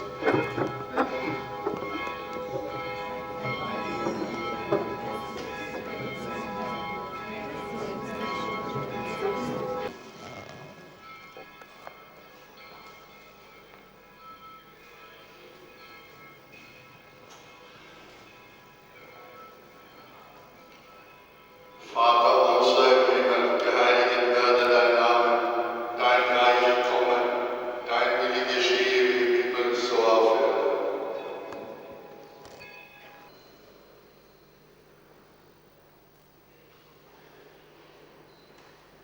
Gegrüßet seist du, Maria. So this is the fascia, the front of St Peter's Abbey Church, and in the background you can see the castle up on the hill there, the fortress. The church was founded by Bishop Rupert in 696. There is also around, you can see a seminary, which was built in 1924-26 to replace the old working quarters.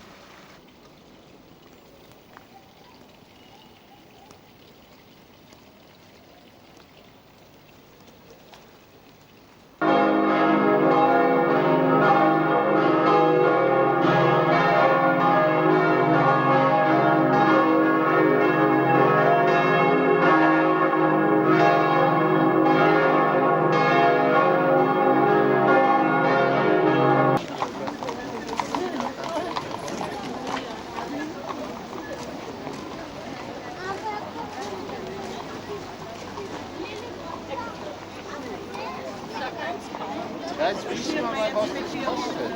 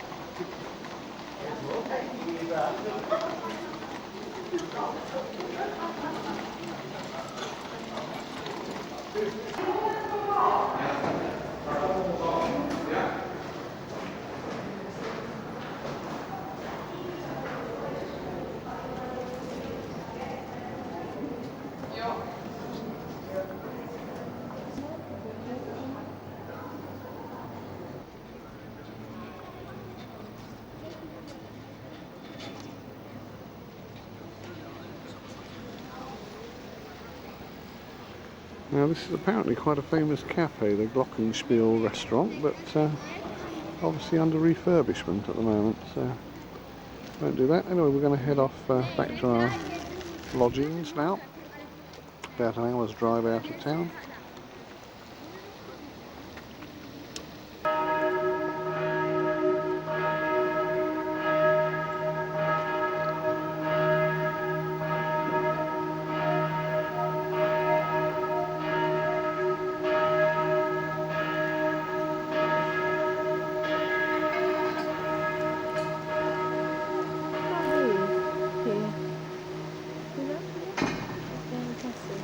We saw it when we came down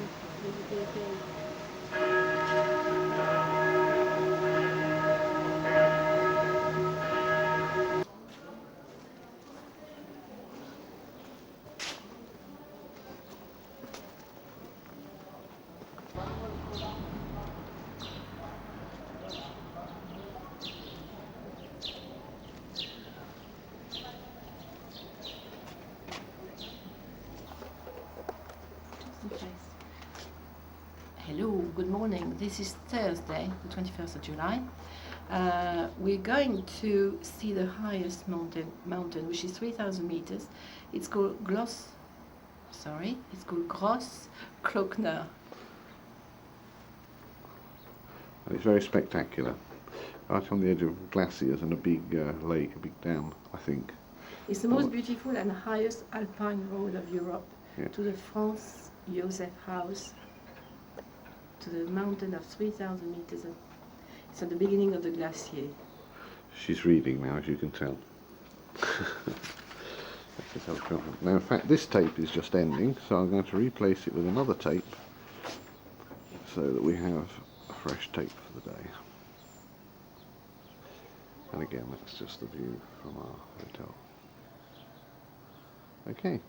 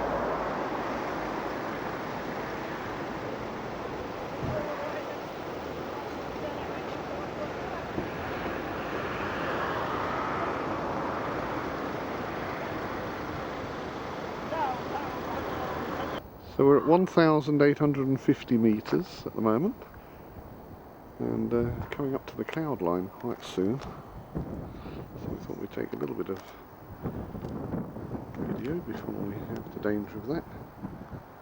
See several rivers, streams starting their way down. Bit of eternal snow there. Pretty poor shape now.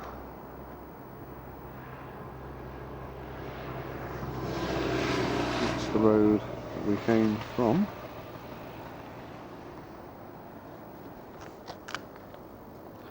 And that's the road we're going up. So we're over 2,000 metres now, and right on the level of the cloud line. So you can't really see how high the mountains are now. It's still quite an impressive sight. Don't know whether we're just going to be driving into effectively fog, cloud, or whether we'll go through it and out the other side.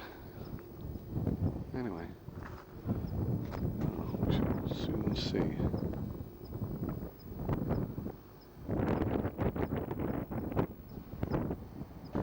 So 2,571 metres, this is the highest point, and cloud blowing in and out. We're going to stay here for a few minutes, so we might get a little bit of a better view then. You can see at the moment the view is white. Which is a bit of a shame, because apparently it's absolutely magnificent. See a little gap through the clouds there, but we'll see how it is in 10 or 15 minutes time. Seems to be a little shop and shelter here. It's a bit chilly, as you would expect. Anyway, we shall see.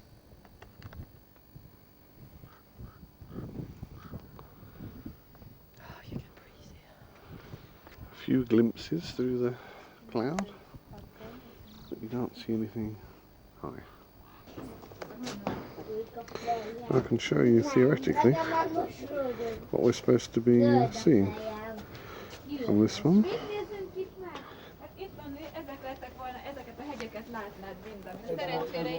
Going around a little tower where you're supposed to be able to see all these fabulous views.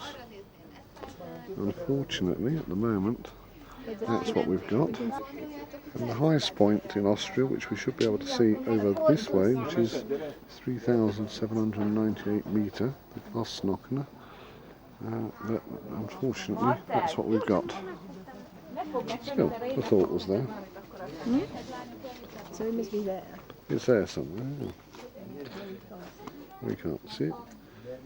We can see the cabin. The cabin's definitely there. Yes, the cabin's there. It's all white. Okay.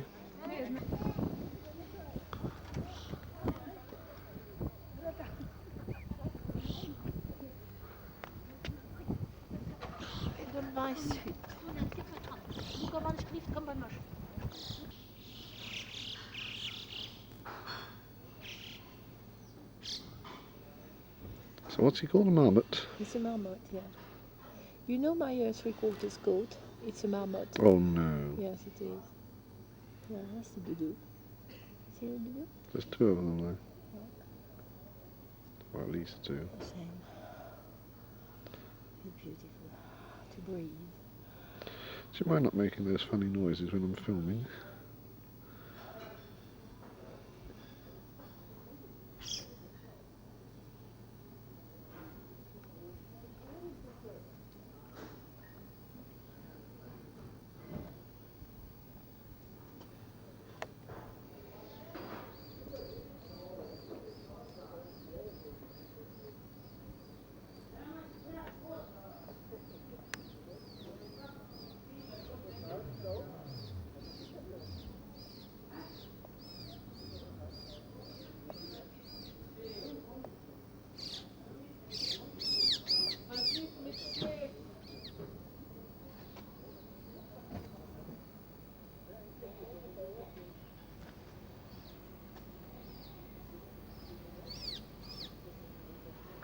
Ah, what could have been, but what we've got.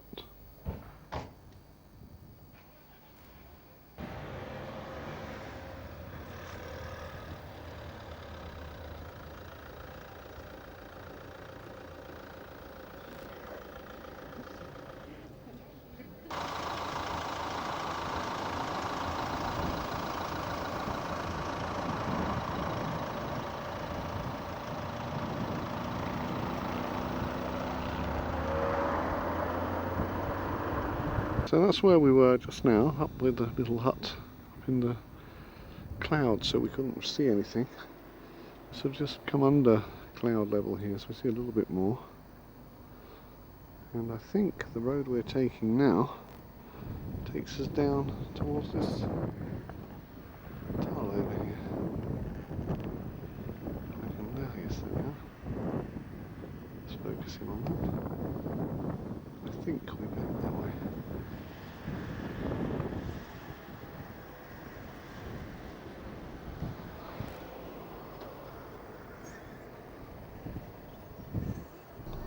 So there we are, we're taking the journey of the picture book. There's the picture, and there's the actual place. Unfortunately, if you look here, at the back you can see two really big mountains. And here all we've got is cloud. Still, never mind, we'll go up and have a look. And the cloud is in fact gradually moving away. See a little bit more there than we could even 10 minutes ago. Such is life.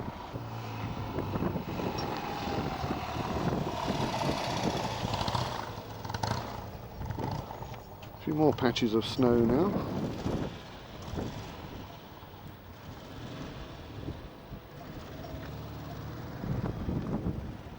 Just come through this Hochtor tunnel.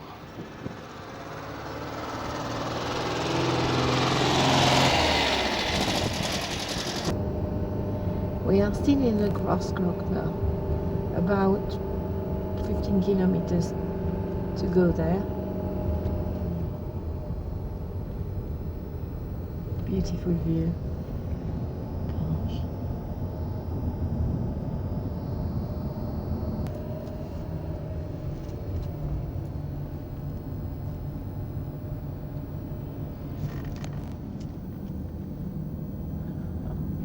No, because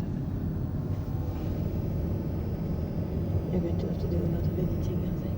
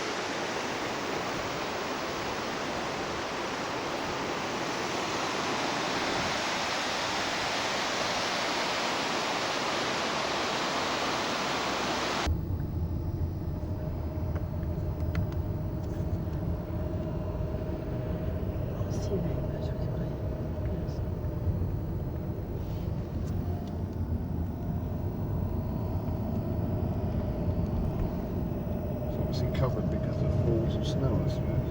Yeah. To keep the snow off the road. Looks like a double-decker road, doesn't it? Yeah. Sure it is.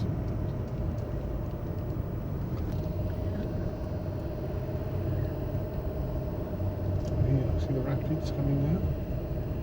That's more man-made controls. Yeah. See it? Well, it's somewhere there's lots of parking. We're still on our way to Großglockner. Climbing.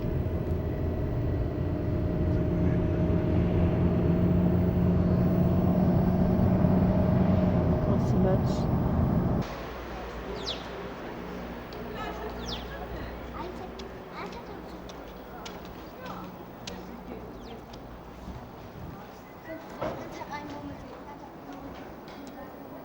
Map.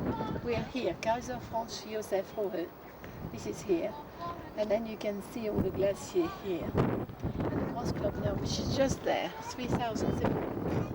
There's the glacier. And the tip of the mountain is just covered in cloud, but actually that's quite lucky because the sun's behind it and the clouds film at this angle very well, so that's good. Quite a development here, considering we're in the middle of the mountain, visitor centre, whatever, massive car parks, look at all that. In the middle of nowhere, and here it all is. Another glacier over there, or at least a snow plateau. Fabulous. Go through the restaurant to see.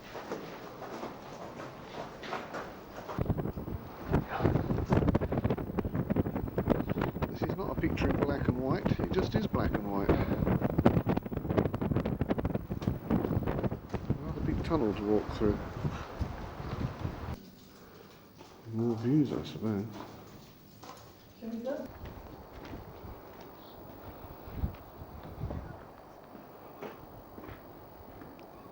we walked through 2 long tunnels.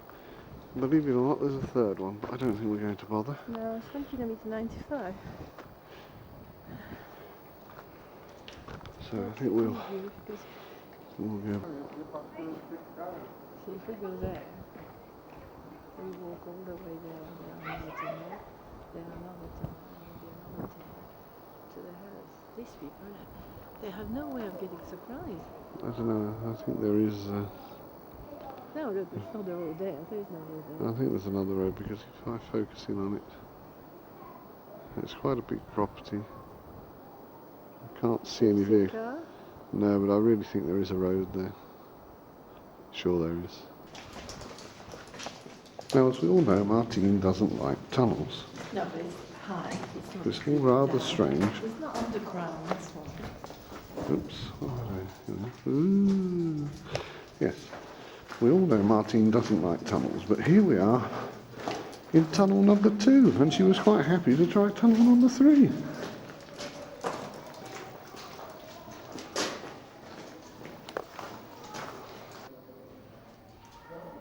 Right, missed them all.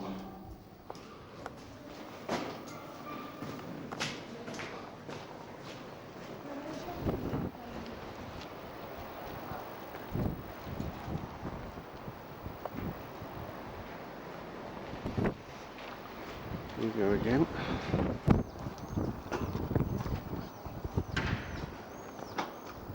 See what the size of construction all this is.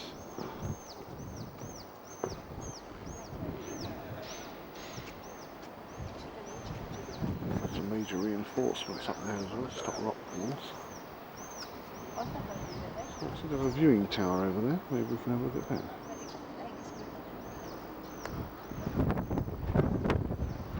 We arrived slightly too late to visit all of the different buildings and things here, the panorama here, and there's another big tower at the back. But just a fraction too late because they've all just closed down. It's a bit of a shame. But anyway, we have to continue our journey. So we will.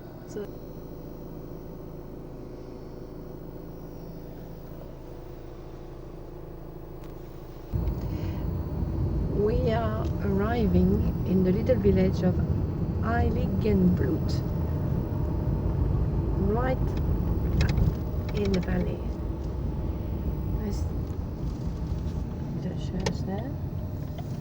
I'm getting in the center. Oh, I don't see a thing.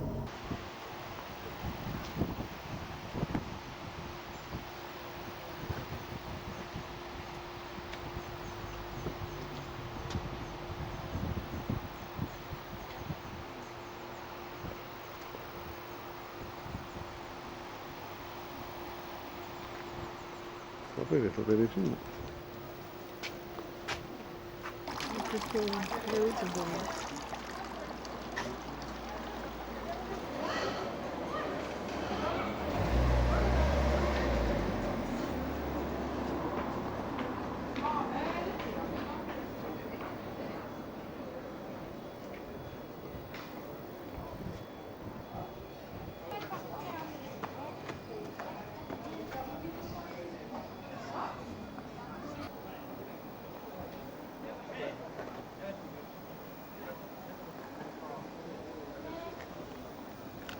Village.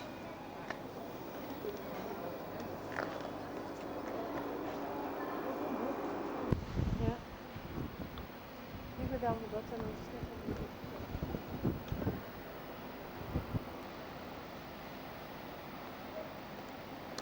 If there's such a thing as a pretty graveyard, this must be it. All lit with, not lit at the moment, but all candles in position all the way up. Every tomb able to be lit. Must be a fantastic sight at night whenever they do light them.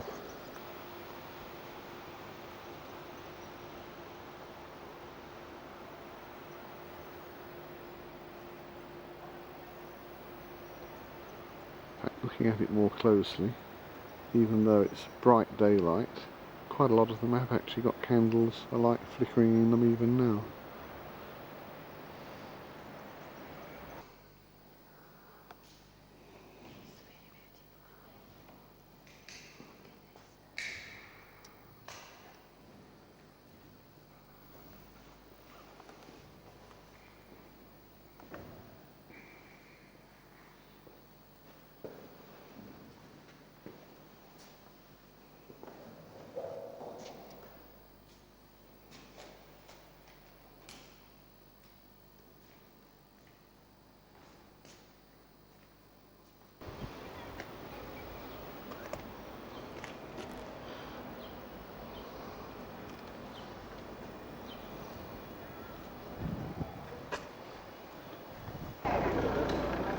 Obviously a skiing centre. Yeah, there we go up there.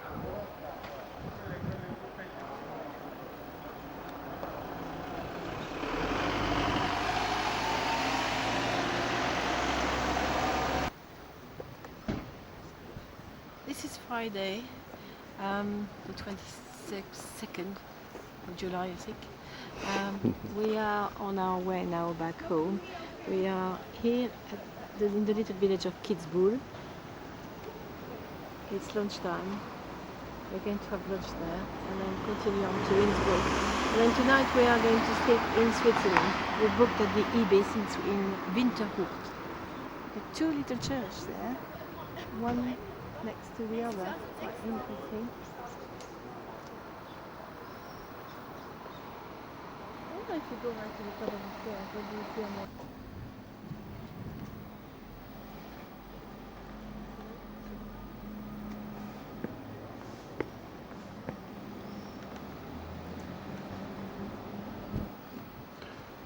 Actually it's three churches, not two churches. This one from 1412. It's really pretty.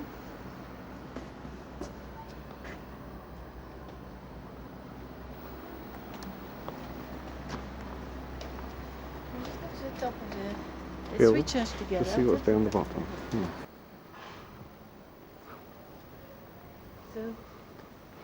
So we now have to choose our restaurant.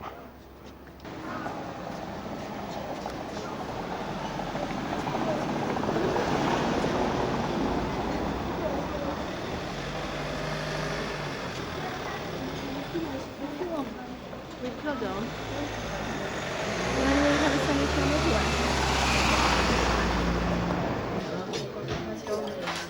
just sitting, having lunch in the center of Kitzbühel. So beautiful houses all painted various colors. It's a beautiful day. Really nice.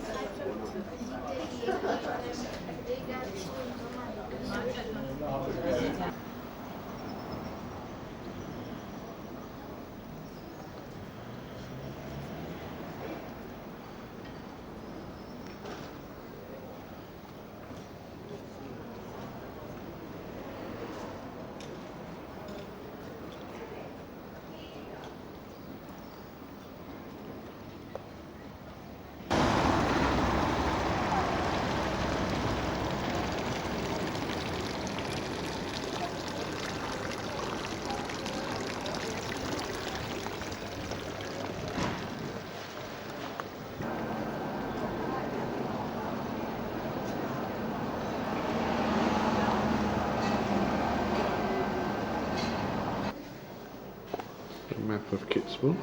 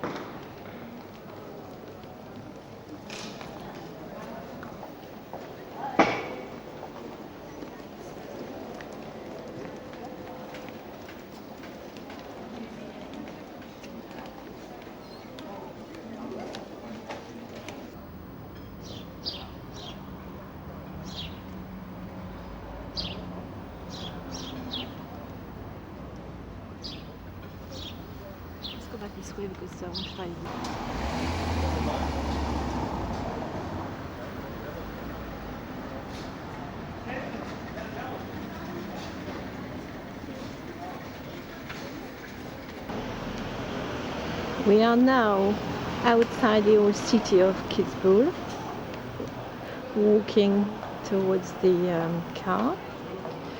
This is the casino.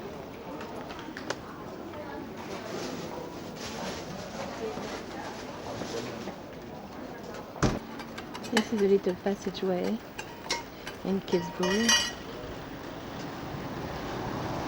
At the top there, I think we can see the siège.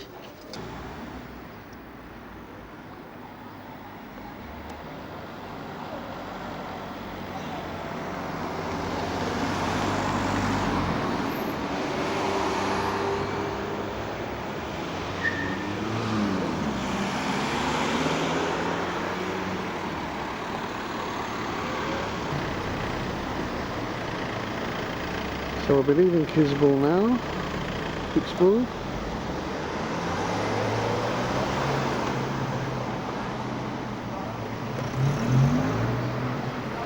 And on our way to Switzerland.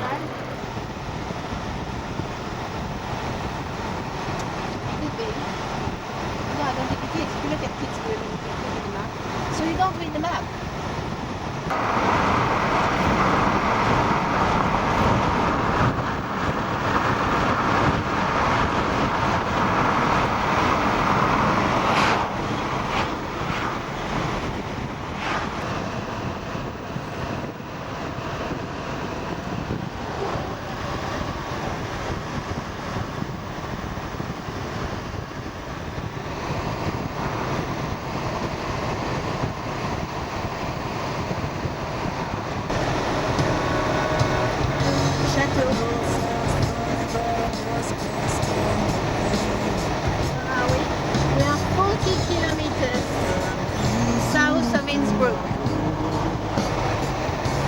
motorway.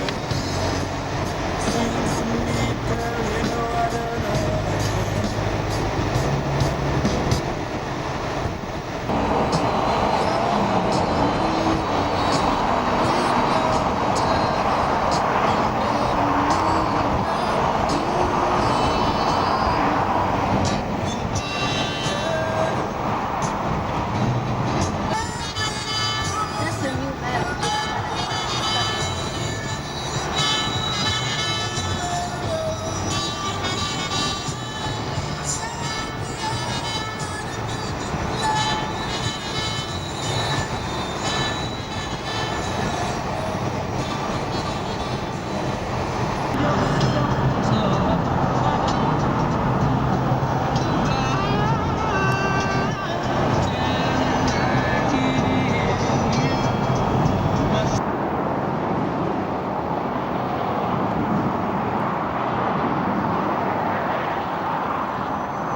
We're just a few kilometres outside of Innsbruck. The chateau's just off the motorway.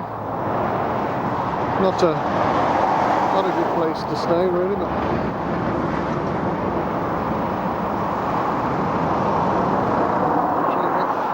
get back on the road now.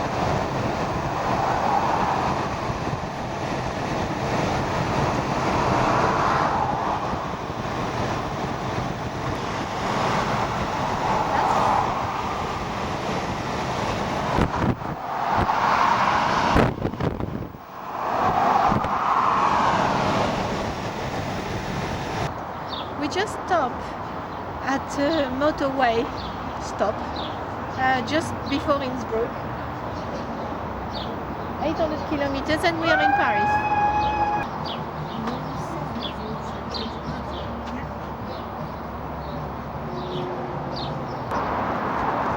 This is the services just next to Innsbruck. A little bit different in style to what we get on the M1. So we press on. We're now on the road out to Bregenz, about 200 kilometres, just leaving Innsbruck. Fair way to go.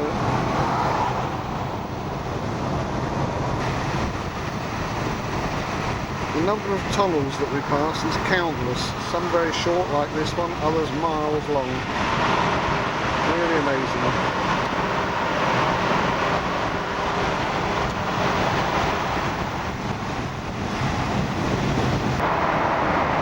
This tunnel, for instance, is 5 kilometres long.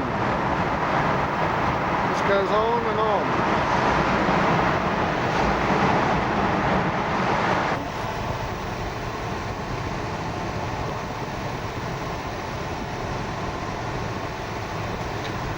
We've just been bumped off the motorway, it's shut for some reason, so we're back on the normal roads, looking for a way.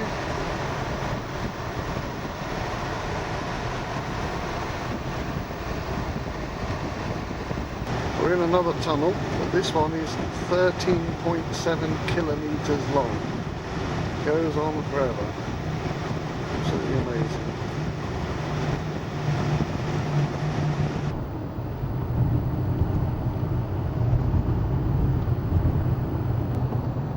Keep your eye on the road because we're rejoining the carriageway. But yes, over there we can see. If we had stayed at Bregenz tonight, which was our original intention, we'd have probably been able to walk along the edge of the lake, but unfortunately it wasn't possible. The hotel was full. Yeah, Zurich St Gallen was that way, but it was indicated this way as well. So today, Saturday the 23rd, and we're on the final leg of our, well, almost the final leg of our journey. We're going to La Baronouche, a little place we've never heard of before. And what's the time now? About 11:45. I reckon we'll be there about